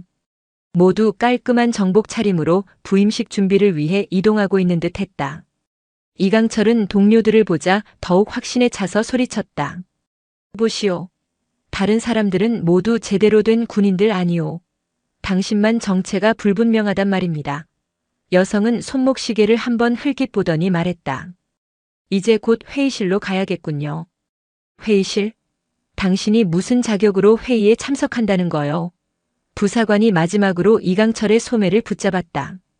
대령님, 제발 정말로 지금 멈추셔야 합니다. 하지만 이강철은 이미 돌이킬 수 없는 선을 넘고 있었다. 그의 오랜 편견과 순간의 오해가 만들어낸 분노는 눈덩이처럼 불어나 그의 눈을 가리고 있었다. 그리고 그는 곧 자신의 눈앞에 펼쳐질 충격적인 진실을, 그 진실이 자신의 군 생활을 어떻게 나락으로 떨어뜨릴지를 전혀 예상하지 못하고 있었다. 오전 11시 군단 작전 회의실 앞 복도에는 각 부서의 참모들이 도열해 있었다. 모두 갓 다림질한 듯 반듯한 정복 차림으로 새 군단장과의 첫 대면을 긴장 속에서 기다리고 있었다. 이강철 대령 역시 서둘러 회의실로 향했다. 조금 전 대기실에서 벌어진 불미스러운 일 때문에 마음이 복잡했지만 일단은 눈앞의 업무에 집중해야 했다. 오늘 첫 회의니까 다들 긴장 풀고 평소 하던 대로만 합시다. 작전 참모 김 대령이 동료들을 독려하며 말했다. 이강철은 고개를 끄덕이며 회의 자료를 다시 한번 훑어보았다. 하지만 그의 머릿속은 온통 아까 그 정체불명의 여자에 대한 생각으로 가득 차 있었다. 도대체 누구였을까? 설마 국방부에서 나온 감찰관이라도 되는 걸까? 만약 그렇다면 시작부터 단단히 밉보인 셈이었다. 회의실 문이 열리고 부관이 나와 참모들의 입장을 알렸다. 각 부서 참모님들 입장하시기 바랍니다. 참모들이 하나둘씩 회의실 안으로 들어갔다. 길고 두꺼운 원목 테이블 주위로 의자들이 정갈하게 놓여 있었고 상석인 군단장 자리만 비어 있었다. 모두들 각자의 자리에 앉아 숨을 죽인 채 새로운 지휘관이 나타나기만을 기다렸다. 이강철은 자신의 자리에 앉으며 주위를 둘러보았다. 동료 참모들의 얼굴에도 긴장한 기색이 역력했다. 새로운 지휘관과의 첫 만남은 언제나 서먹하고 불편한 법이었다. 그때 회의실 뒤편의 문이 열렸다. 부관이 쩌렁쩌렁한 목소리로 외쳤다. 군단장님 입장하십니다. 모든 참모들이 반사적으로 자리에서 일어났다. 차렷! 하는 구령이 회의실의 공기를 가르자 모두가 꼿꼿한 자세로 서서 문 쪽을 바라보았다. 문이 완전히 열리고 완벽한 정복 차림의 한 인물이 안으로 들어섰다. 그 순간 이강철은 온몸에 피가 얼어붙는 듯한 충격을 느꼈다. 그의 눈앞에 서 있는 사람은 바로 1시간 전 대기실에서 그가 온갖 모욕적인 말을 퍼부었던 바로 그 여성이었다. 하지만 지금 그녀의 모습은 그때와 완전히 달랐다. 그녀의 단정한 정복 어깨 위에는 대한민국 육군 중장을 상징하는 3개의 별이 형광등 불빛을 받아 서늘하게 빛나고 있었다. 금빛으로 빛나는 별 3개가 그의 눈을 찔렀다. 이강철의 머릿속이 새하얗게 비워졌다. 제5군단장 육군 중장 한지수입니다. 그녀가 당당하고 힘있는 목소리로 자신을 소개했다. 모두 착석. 참모들이 일제히 의자에 앉았지만 이강철만은 여전히 그 자리에 못 박힌 듯 서 있었다. 다리에 힘이 풀려 주저앉을 수도 그렇다고 제대로 서 있을 수도 없었다. 온몸이 사시나무처럼 떨리기 시작했다. 한지수는 회의실을 천천히 둘러보다가 이강철에게 시선을 고정했다. 차갑고 날카로운 시선이었다.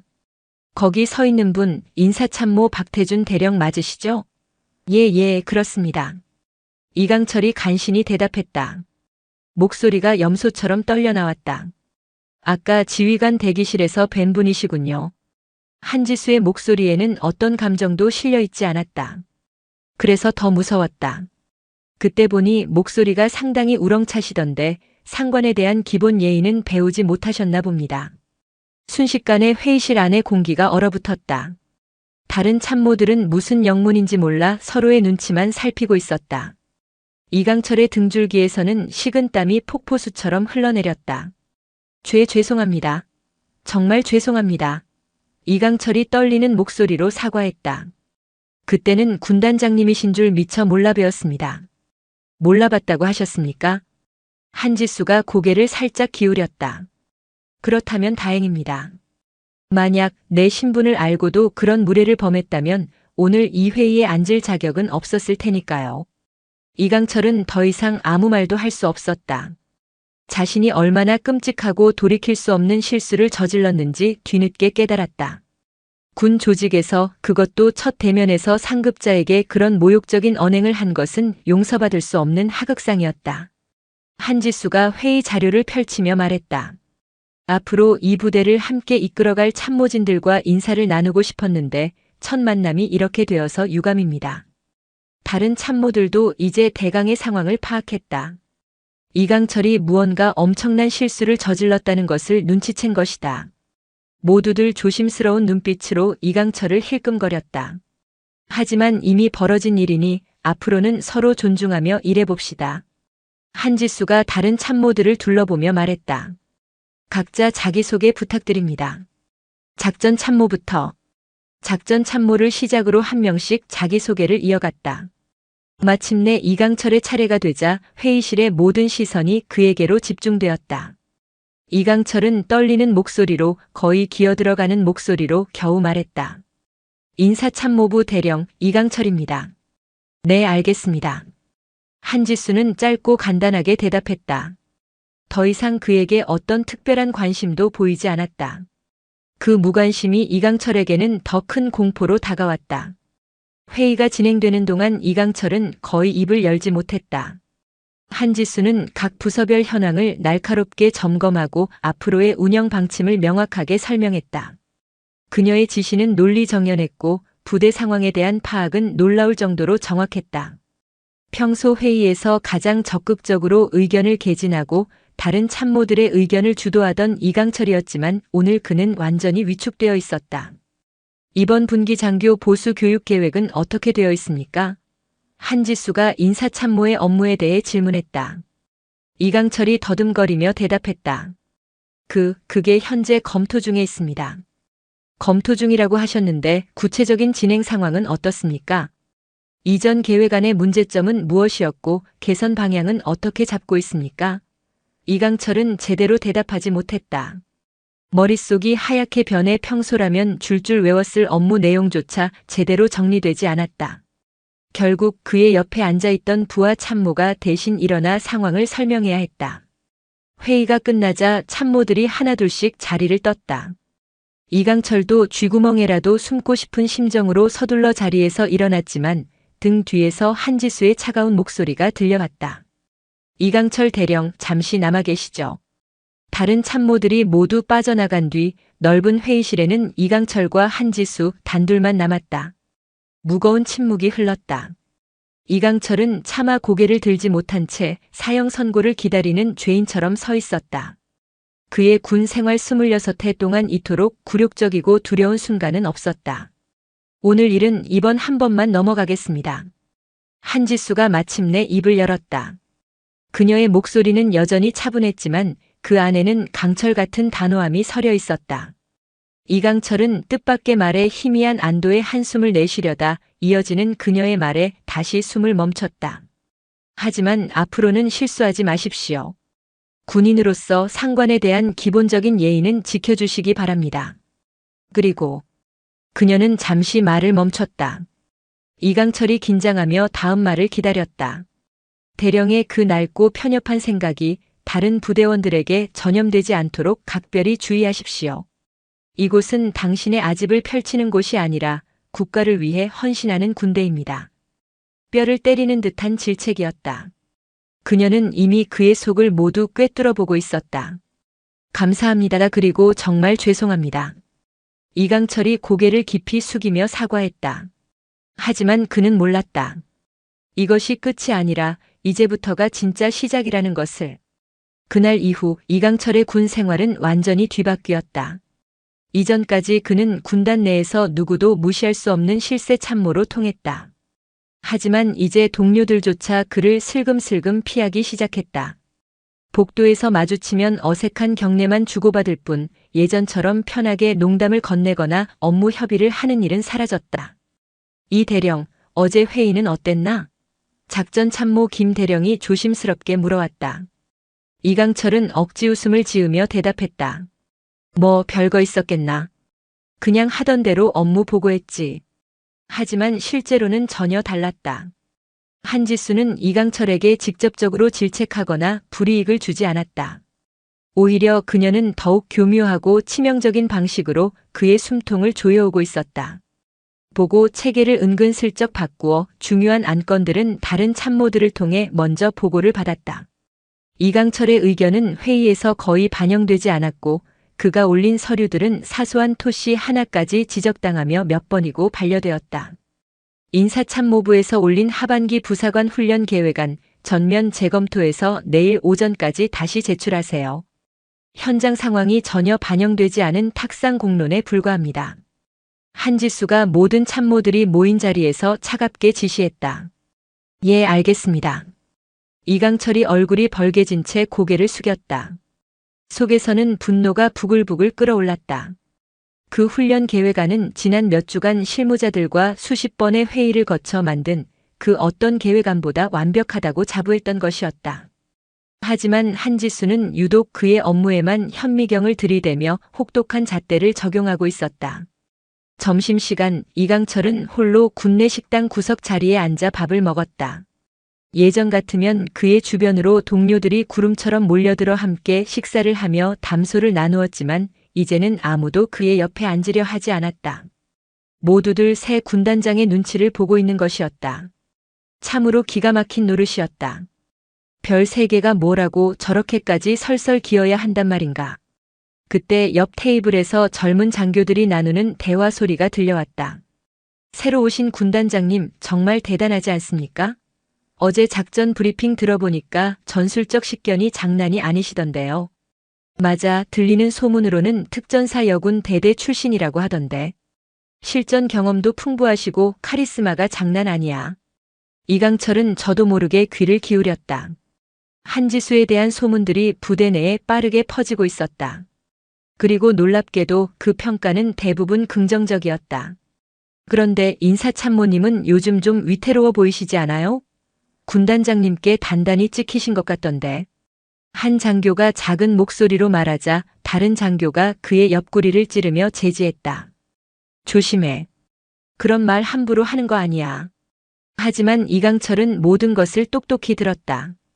부대 내에서 자신을 바라보는 시선이 어떻게 변하고 있는지, 한때 존경받던 베테랑 참모에서 하루아침에 문제야 골칫거리로 전락해버린 자신의 처지를 실감할 수 있었다. 오후에는 더욱 충격적인 일이 벌어졌다. 평소 이강철이 전담했던 핵심 업무 중 하나인 장교 진급 심사위원 자리가 아무런 예고 없이 작전 참모에게 넘어간 것이다.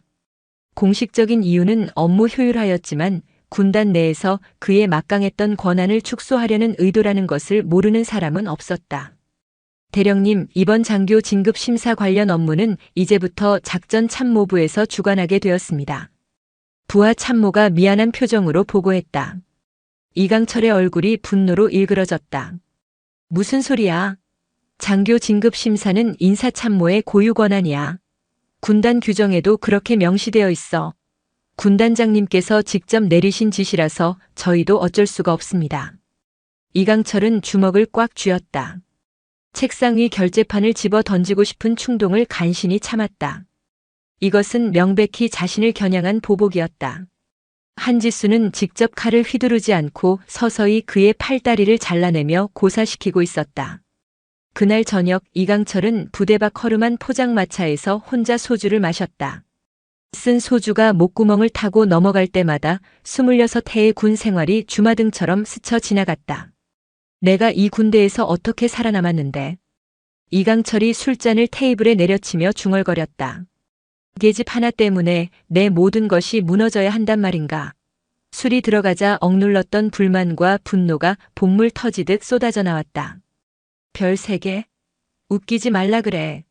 어디서 정치질로 헬리콥터 타고 날아온 주제에 군인인 척하기는. 그의 목소리는 점점 커졌고 주변 손님들이 힐끔거렸지만 그는 아랑곳하지 않았다. 하지만 그는 몰랐다. 그 포장마차 가장 구석진 자리에 군단 소속의 한 부사관이 동료와 함께 술을 마시고 있다는 사실을. 그리고 그 부사관이 이강철의 말을 한마디도 빼놓지 않고 똑똑히 듣고 있었다는 것을. 이튿날 아침 그 내용은 즉시 보안 계통을 통해 한지수에게 보고되었다. 이강철 대령이 어젯밤 사석에서 군단장님에 대한 심각한 명예훼손 및 모욕적인 발언을 했다는 첩보가 입수되었습니다. 보안 참모의 보고를 받는 한지수의 표정에는 아무런 변화가 없었다. 그녀는 서류에서 눈을 떼지 않은 채 물었다. 구체적으로 어떤 내용이었습니까? 여성 군단장에 대한 비하 발언과 정치적인 배경으로 진급했다는 식의 유언 비어를 유포했다고 합니다. 한지수는 잠시 펜을 멈췄다. 정확한 증언자가 있습니까? 예, 현장에 있던 우리 부대 소속 부사관이 직접 들었다고 합니다. 진술서도 확보했습니다. 한지수는 조용히 고개를 끄덕였다. 알겠습니다. 해당 내용을 육군본부 감찰실에 정식으로 이첩하도록 하세요. 이강철이 포장마차에서 쏟아냈던 분노의 말들이 보고된 지 사흘이 지난 금요일 아침 제5군단 사령부에는 평소와 다른 무거운 공기가 감돌았다. 이른 아침부터 본관 주차장에는 육군본부 마크가 선명한 낯선 세단 차량 여러 대가 들어섰고 정복 칼날같이 다려입은 헌병들이 삼엄한 경계를 펼쳤다. 저 사람들 누구지? 무슨 큰일이라도 났나? 복도를 지나던 한 장교가 동료에게 작은 목소리로 물었다. 육본 감찰실에서 나온 사람들이라던데. 분위기가 장난이 아니야. 다른 장교가 긴장한 표정으로 대답했다. 이강철은 평소처럼 9시에 출근했다.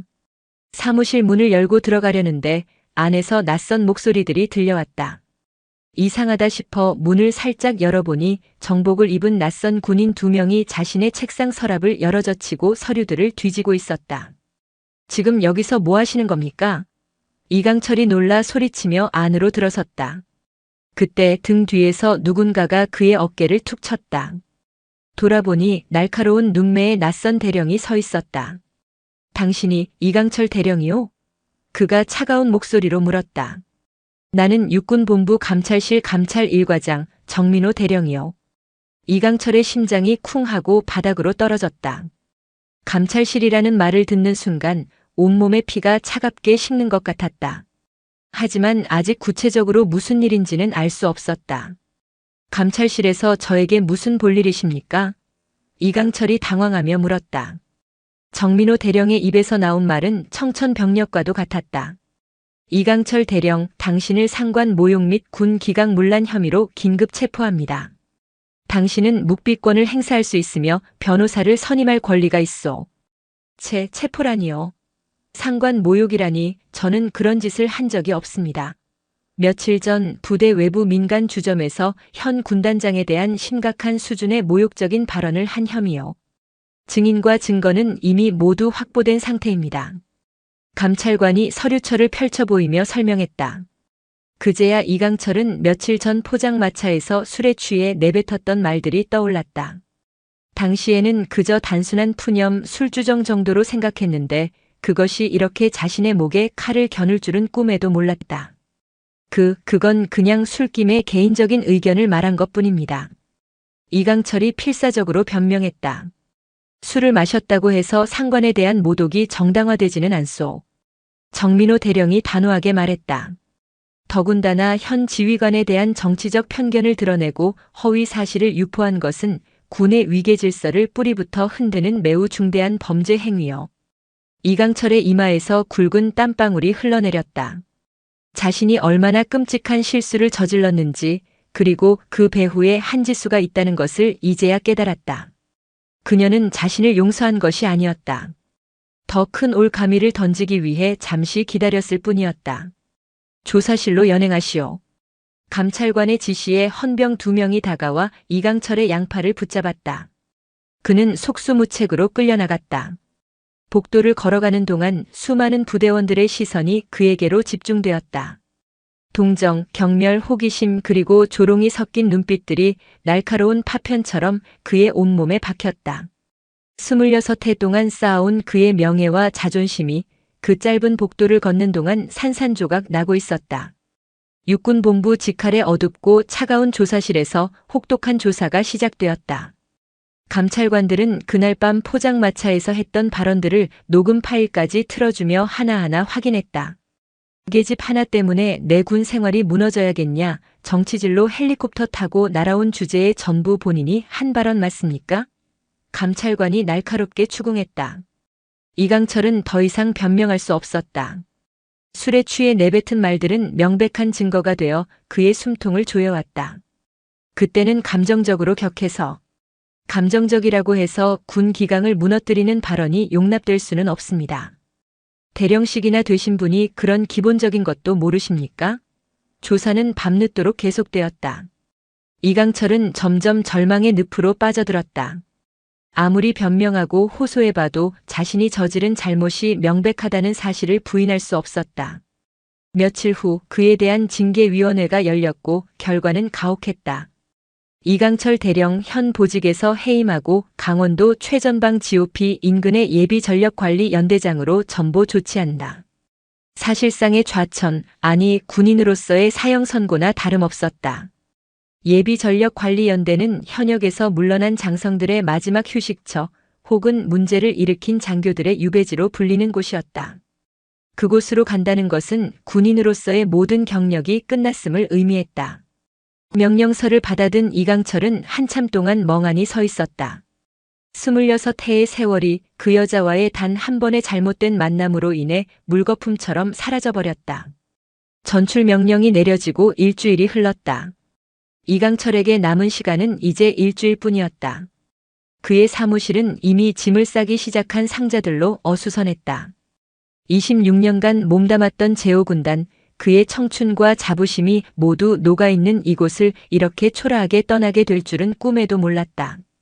후임자에게 업무를 인계하는 과정은 고역이었다. 한때 그의 부하였던 이들이 이제는 그를 동정하거나 혹은 은근히 무시하는 시선으로 바라보는 것을 견디기 힘들었다. 대령님, 이 서류는 어떻게 처리할까요? 부하의 질문에 그는 힘없이 대답했다. 알아서 하게. 모든 의욕을 잃어버린 그는 살아있는 시체나 다름없었다. 전출을 사흘 앞둔 어느 오후 이강철은 마지막 업무 정리를 위해 본관 지하에 위치한 기록실로 향했다. 후임자에게 인계할 자료들 중에 과거 군단에서 시행했던 주요 훈련 기록들을 찾아야 했기 때문이었다. 기록실은 평소 사람들의 발길이 닿지 않는 곳이라 서늘하고 퀴퀴한 먼지 냄새가 진동했다. 10년 전 대침투 훈련 자료가 어디 있더라. 이강철은 혼자 중얼거리며 빽빽하게 들어찬 서가 사이를 헤매고 다녔다. 오래된 파일철과 누렇게 변색된 상자들이 끝도 없이 쌓여 있었다. 대부분 먼지가 두껍게 쌓여 있어 언제 마지막으로 사람의 손길이 닿았는지 짐작조차 할 수 없었다. 그는 한 칸씩 파일을 뒤지며 필요한 자료를 찾고 있었다. 그때 한쪽 벽면을 가득 채운 낡은 액자들이 눈에 들어왔다. 군단의 역사를 담은 오래된 사진들이었다. 대부분 색이 발해 세월의 흔적을 고스란히 보여주고 있었다. 이강철은 무심코 액자들을 하나씩 살펴보기 시작했다. 그러다 그의 시선이 한 액자에 멎었다. 해외 파병 특수임무단 이라크 자이툰 부대. 그는 액자 아래쪽에 적힌 작은 명패를 읽었다. 사진 속에는 사막의 모래바람을 배경으로 검게 그을린 얼굴의 군인들이 서 있었다. 배경으로는 총탄 자국이 선명한 폐허가 된 건물이 보였다. 전쟁터의 살벌한 긴장감이 사진을 뚫고 그대로 전해지는 듯 했다. 이강철은 사진 속 인물들을 하나씩 자세히 뜯어보았다. 대부분 건장한 체격의 남성 군인들이었는데 그들 한가운데에 유일하게 한 명의 여성이 서 있었다. 키는 그리 크지 않았지만 사막의 태양보다 더 뜨겁고 강렬한 눈빛을 하고 있었다. 이 사람이 이강철은 눈을 비비고 사진을 더 가까이 들여다보았다. 그의 심장이 거세게 뛰기 시작했다. 그 여성은 다름 아닌 한지수였다. 지금보다 훨씬 젊고 앳된 모습이었지만 그 얼음장같이 차갑고 날카로운 눈빛과 당당한 자세는 지금과 똑같았다. 사진 속 그녀는 부하들을 이끄는 지휘관의 모습 그 자체였다. 이강철은 액자 옆에 붙어있는 더 자세한 설명을 읽기 시작했다. 이라크 파병 제1진 특수임무대대 작전과장 윤서연 소령. 현지 무장 세력과의 교전 12회, 아군 피해 전무. 특히 사막의 여우 작전에서 적의 기지를 야간 기습하여 피랍된 다국적군 5명을 전원 무사히 구출하는 데 결정적인 공을 세움. 이강철의 입이 떡 벌어졌다. 한지수가 단순한 행정장교나 정책통이 아니라 실제로 피와 총탄이 오가는 전쟁터에서 싸운 진짜 전투군인이었다는 사실을 처음 알게 된 것이다. 그의 손이 희미하게 떨리기 시작했다. 설명은 계속 이어졌다.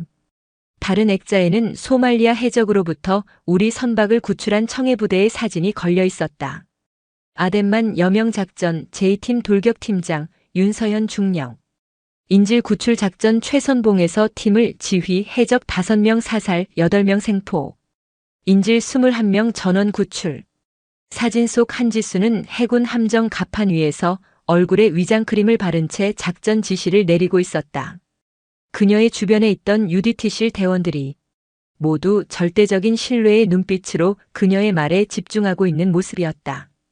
이강철은 거대한 망치로 머리를 얻어맞은 듯한 충격을 받았다. 자신이 그동안 얼마나 어리석고 편협한 생각에 사로잡혀 있었는지 깨닫기 시작했다. 그녀는 정치적 배경으로 별을 단 온실 속 화초가 아니었다. 목숨을 걸고 수많은 실전과 작전을 거치며 스스로의 능력으로 실력을 증명하고 피와 땀으로 별을 쟁취한 진짜 군인이었다. 마지막 액자에는 707 특수임무대대에서 훈련하는 모습이 담겨 있었다. 험준한 산악지대에서 완전 군장을 한 채 남성 대원들과 똑같이 진흙탕을 구르고 절벽을 오르는 그녀의 모습이 있었다.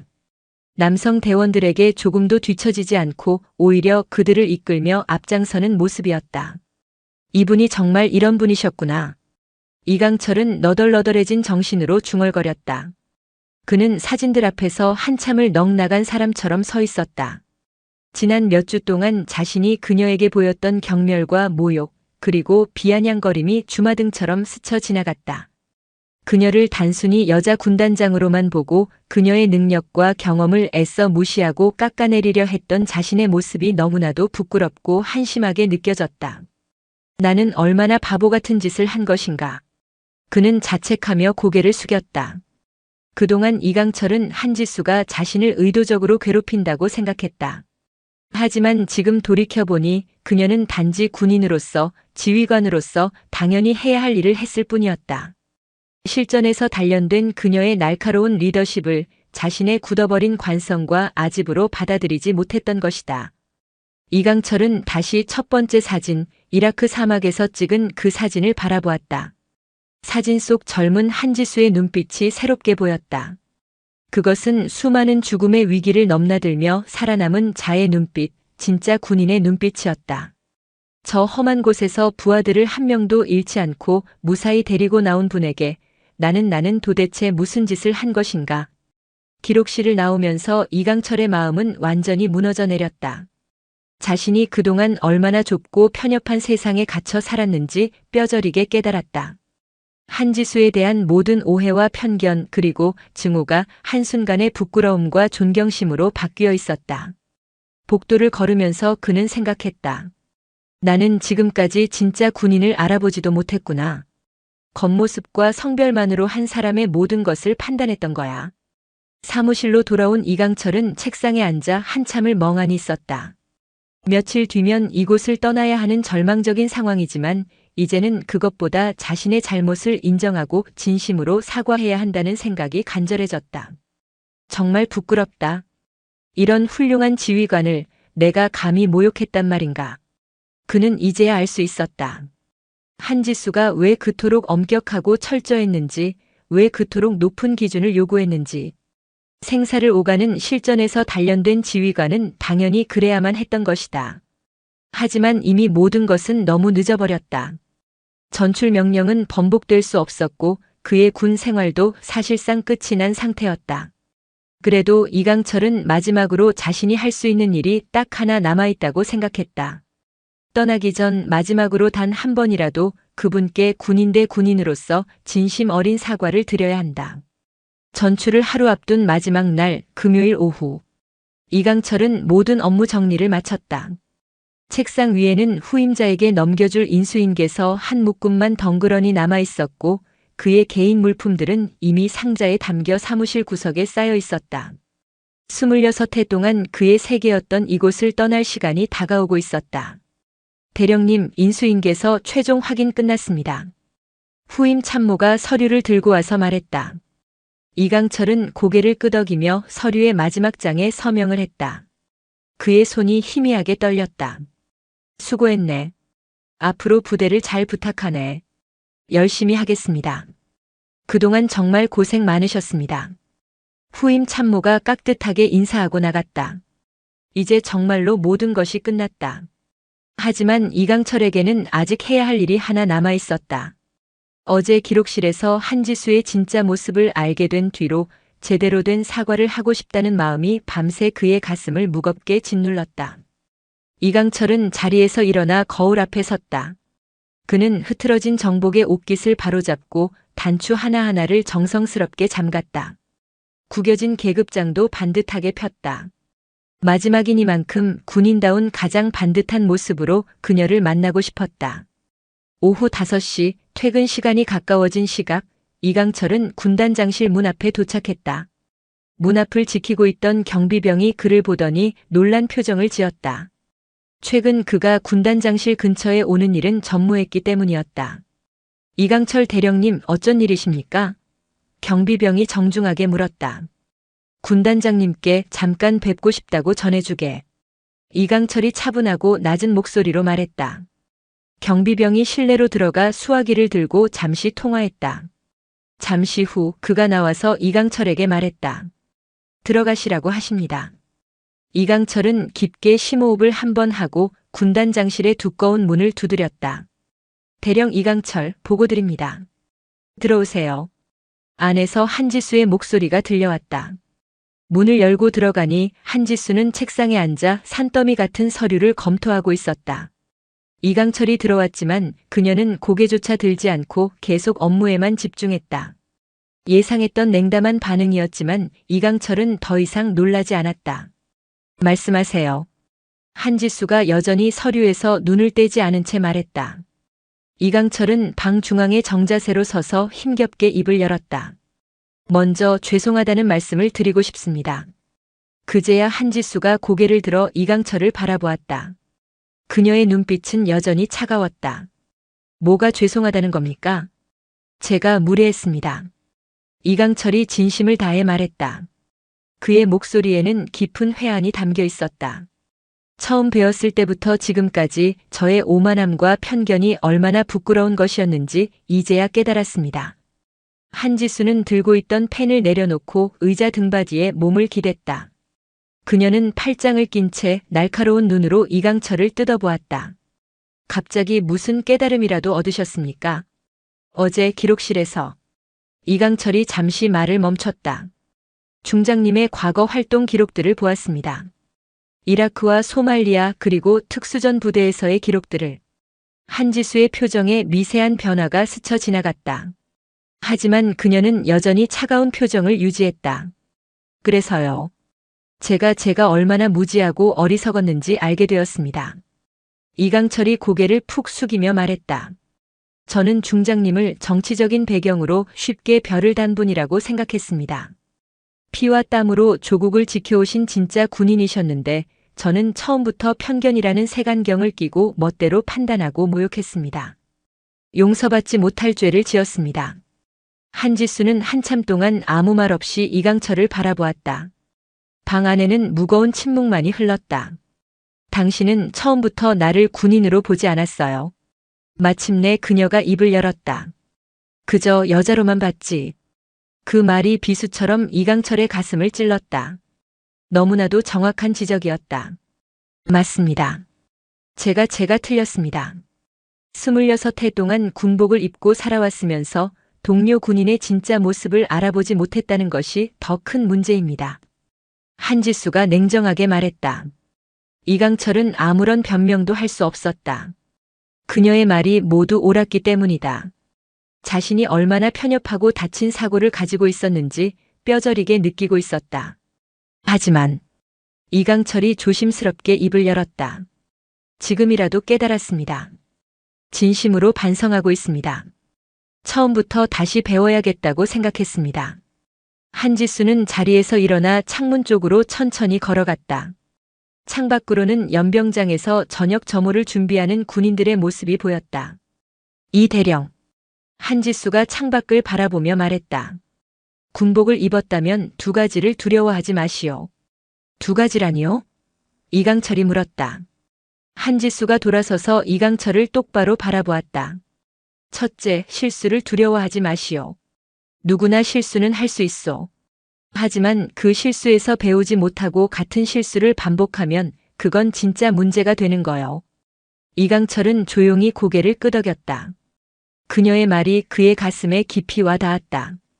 둘째, 변화를 두려워하지 마시오. 한지수가 계속해서 말했다. 세상은 계속해서 변하고 있어. 군대도 마찬가지요. 과거의 낡은 관념과 방식에만 머물러 있으면 결국 도태될 수밖에 없어. 이강철은 한지수의 말을 곰곰이 되새겼다. 자신이 그동안 얼마나 변화를 거부하고 낡은 고정관념 속에서 안주하려 했는지 인정할 수밖에 없었다. 제가 너무 늦게 깨달은 것 같습니다. 이강철이 깊은 한숨을 내쉬며 말했다. 늦었다고 생각하지 마시오. 한지수가 의외로 따뜻한 목소리로 말했다. 중요한 건 깨달았다는 것 그 자체요. 앞으로라도 제대로 하면 돼요. 그 순간 이강철의 눈시울이 뜨겁게 붉어졌다. 자신 같은 사람에게도 다시 한번 기회를 주는 듯한 그녀의 넓은 마음에 깊은 감동을 느꼈다. 감사합니다. 정말 감사합니다. 이강철이 떨리는 목소리로 말했다. 한지수는 다시 자리로 돌아와 앉았다. 새로운 부대에 가서도 잘하시기 바랍니다. 거기서는 처음부터 다시 시작할 수 있을 거요. 이강철은 정자세로 서서 자신의 군 생활을 통틀어 가장 진심을 담은 거수 경례를 했다. 승진. 한지수도 자리에서 일어나 그의 경례를 받았다. 수고하셨습니다. 이강철이 문 쪽으로 향하려는데 한지수가 다시 그를 불렀다. 이 대령. 이강철이 돌아보니 한지수의 입가에 희미한 미소가 걸려 있었다. 그가 처음으로 보는 따뜻한 표정이었다. 군인은 계급이 아니라 마음가짐이 만드는 것 같소. 이강철은 깊게 고개를 숙였다. 그리고 마지막으로 한 번 더 경례를 하고 군단 장실을 나왔다. 복도를 걸으면서 이강철은 생각했다. 비록 나는 이곳을 떠나지만 오늘 배운 것은 평생 잊지 않겠다고. 군인으로서의 삶은 끝났을지 몰라도 인간으로서의 새로운 삶은 이제부터 시작이라고. 그로부터 석 달의 시간이 흘렀다. 혹독했던 겨울이 지나고 따스한 봄 기온이 완연한 4월의 어느 날 제5군단 본부 대강당에서는 특별한 행사가 열리고 있었다. 상호 존중의 병영 문화, 우리가 만들어갑니다라는 현수막이 걸린 강당 안에는 각 부서의 지휘관과 참모 그리고 초급 간부들이 빼곡히 앉아 있었다. 이날 교육은 한지수 중장이 직접 기획하고 진행하는 전군 최초의 성인지 감수성 및 리더십 교육이었다. 연단 위에는 깔끔한 정복 차림의 한지수가 서 있었다. 그녀는 당당하고 품격 있는 모습으로 강연을 준비하고 있었다. 오늘 이 자리에 모인 여러분과 함께 진정한 리더십이란 무엇인가에 대해 이야기하고 싶습니다. 한지수가 마이크를 잡고 말문을 열었다. 그녀의 목소리는 차분했지만 강당을 가득 채우는 힘이 있었다. 청중들은 모두 숨을 죽인 채 그녀의 말에 귀를 기울였다. 지난 몇 달 동안 부대원들은 한지수의 리더십을 직접 경험했다. 그녀는 불필요한 관행과 권위주의를 타파하고 오직 실력과 합리적인 소통으로 부대를 이끌었다. 처음에는 의구심을 품었던 사람들조차 이제는 그녀를 진심으로 존경하고 따르고 있었다. 진정한 리더십은 더 높은 계급에서 나오는 것이 아닙니다. 한지수가 계속해서 말했다. 그것은 상대를 존중하는 마음에서 시작되는 것입니다. 성별, 출신, 계급을 떠나 서로를 동료이자 전우로서 인정하고 존중할 때 비로소 진짜 팀워크가 생겨나고 우리 군은 더욱 강해질 수 있습니다. 강당 맨 뒤쪽 가장 구석진 자리에 한 사람이 조용히 앉아 있었다. 예비전력관리연대에서 민간인 신분으로 교육을 담당하게 된 이강철이었다. 그는 오늘 교육에 특별 초청을 받아 이 자리에 참석했다. 그의 모습은 석 달 전과는 완전히 달라져 있었다. 예전처럼 오만하고 불만 가득한 표정은 사라지고 겸손하고 진지한 모습으로 연단 위를 응시하고 있었다. 지난 몇 달 동안 그는 자신을 끊임없이 되돌아보며 많은 변화를 겪었다. 편견은 우리가 진실을 보는 것을 방해하는 가장 무서운 적입니다. 한지수의 목소리가 강당에 울려 퍼졌다. 겉모습이나 선입견으로 사람을 판단하면 그 사람의 진짜 능력과 가치를 놓치게 됩니다. 그것은 조직 전체의 크나큰 손실입니다. 이강철은 그 말을 들으며 조용히 고개를 끄덕였다. 바로 자신이 저질렀던 끔찍한 실수였다.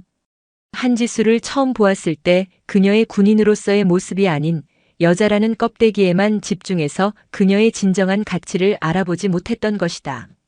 한지수는 자신의 개인적인 경험을 이야기하기 시작했다. 제가 처음 군에 입대했을 때 여성이라는 이유로 수많은 편견과 차별에 부딪혀야 했습니다. 하지만 저는 그런 시련들 앞에서 좌절하지 않았습니다. 오히려 저를 더욱 강하게 단련시키는 계기로 삼았습니다. 그리고 굳게 다짐했습니다. 내가 지휘관이 되면 나처럼 억울한 경험을 하는 사람이 단 한 명도 없는 부대를 만들겠다고 말입니다. 이강철은 그녀의 말을 들으며 가슴이 아려왔다. 자신 역시 그녀에게 그런 편견의 칼날을 휘둘렀던 가해자 중 한 명이었기 때문이었다. 그녀가 얼마나 많은 어려움과 외로운 싸움을 겪으며 지금의 자리까지 왔을지 생각하니 다시 한번 부끄러움이 밀려왔다. 강연이 끝나갈 무렵 한지수는 마지막 메시지를 전했다. 여러분, 우리 모두는 이 나라를 지키는 소중한 전우입니다. 성별이나 출신, 계급에 상관없이 우리 모두는 존경받아야 마땅한 대한민국의 군인입니다. 그런 마음으로 서로를 대한다면 우리 제5군단은 나아가 우리 대한민국 육군은 세계 최강의 군대가 될 수 있을 것이라 확신합니다. 강연이 끝나자 강당 안의 모든 청중들이 일제히 일어나 뜨거운 박수를 쏟아냈다. 그것은 진심에서 우러나온 감동의 박수였다. 이강철도 자리에서 일어나 힘껏 박수를 쳤다. 그리고 그는 자신도 모르게 반듯한 자세로 거수 경례를 했다. 연단 위에 한지수는 청중들을 둘러보다가 맨 뒤에서 경례를 하고 있는 이강철과 눈이 마주쳤다. 이강철이 진심으로 격려하는 모습을 보고 한지수도 희미한 미소와 함께 고개를 끄덕이며 답례했다. 그 짧은 순간 두 사람 사이에는 말로 다 할 수 없는 이해와 용서, 그리고 존중의 마음이 오갔다. 교육이 끝난 후 이강철은 강당을 나서며 따스한 봄 햇살 아래 하늘을 올려다보았다. 불과 몇 달 전 절망의 나락에 떨어졌던 자신의 모습과 지금을 비교해보니 정말 많은 것이 달라졌다는 것을 느꼈다. 그는 모든 것을 잃었지만 동시에 더 소중한 것을 얻었다. 그날 이후 제오군단에는 조용하지만 의미 있는 변화의 바람이 불기 시작했다. 회의실에서는 계급에 상관없이 자유롭게 의견을 나누는 분위기가 만들어졌고, 여군 장병들은 더 이상 눈치를 보지 않고 자신의 능력을 마음껏 펼칠 수 있게 되었다. 그리고 이강철은 예비전력관리연대에서 젊은 예비군들과 신임 간부들에게 자신이 얻은 값진 깨달음을 가르치고 있었다. 특히 편견과 차별 없는 조직 문화를 만드는 일에 그 누구보다 앞장서고 있었다. 한지수는 계속해서 제오군단을 이끌며 모든 장병들에게 존경받는 지휘관으로 굳건히 자리매김했다. 그녀의 리더십 아래 부대는 그 어느 때보다 단단하고 따뜻한 공동체가 되어갔다. 비록 두 사람이 함께 근무하지는 않았지만 그들은 각자의 자리에서 같은 목표를 향해 나아가고 있었다. 더 강하고 더 정의로운 대한민국 육군을 만들기 위해.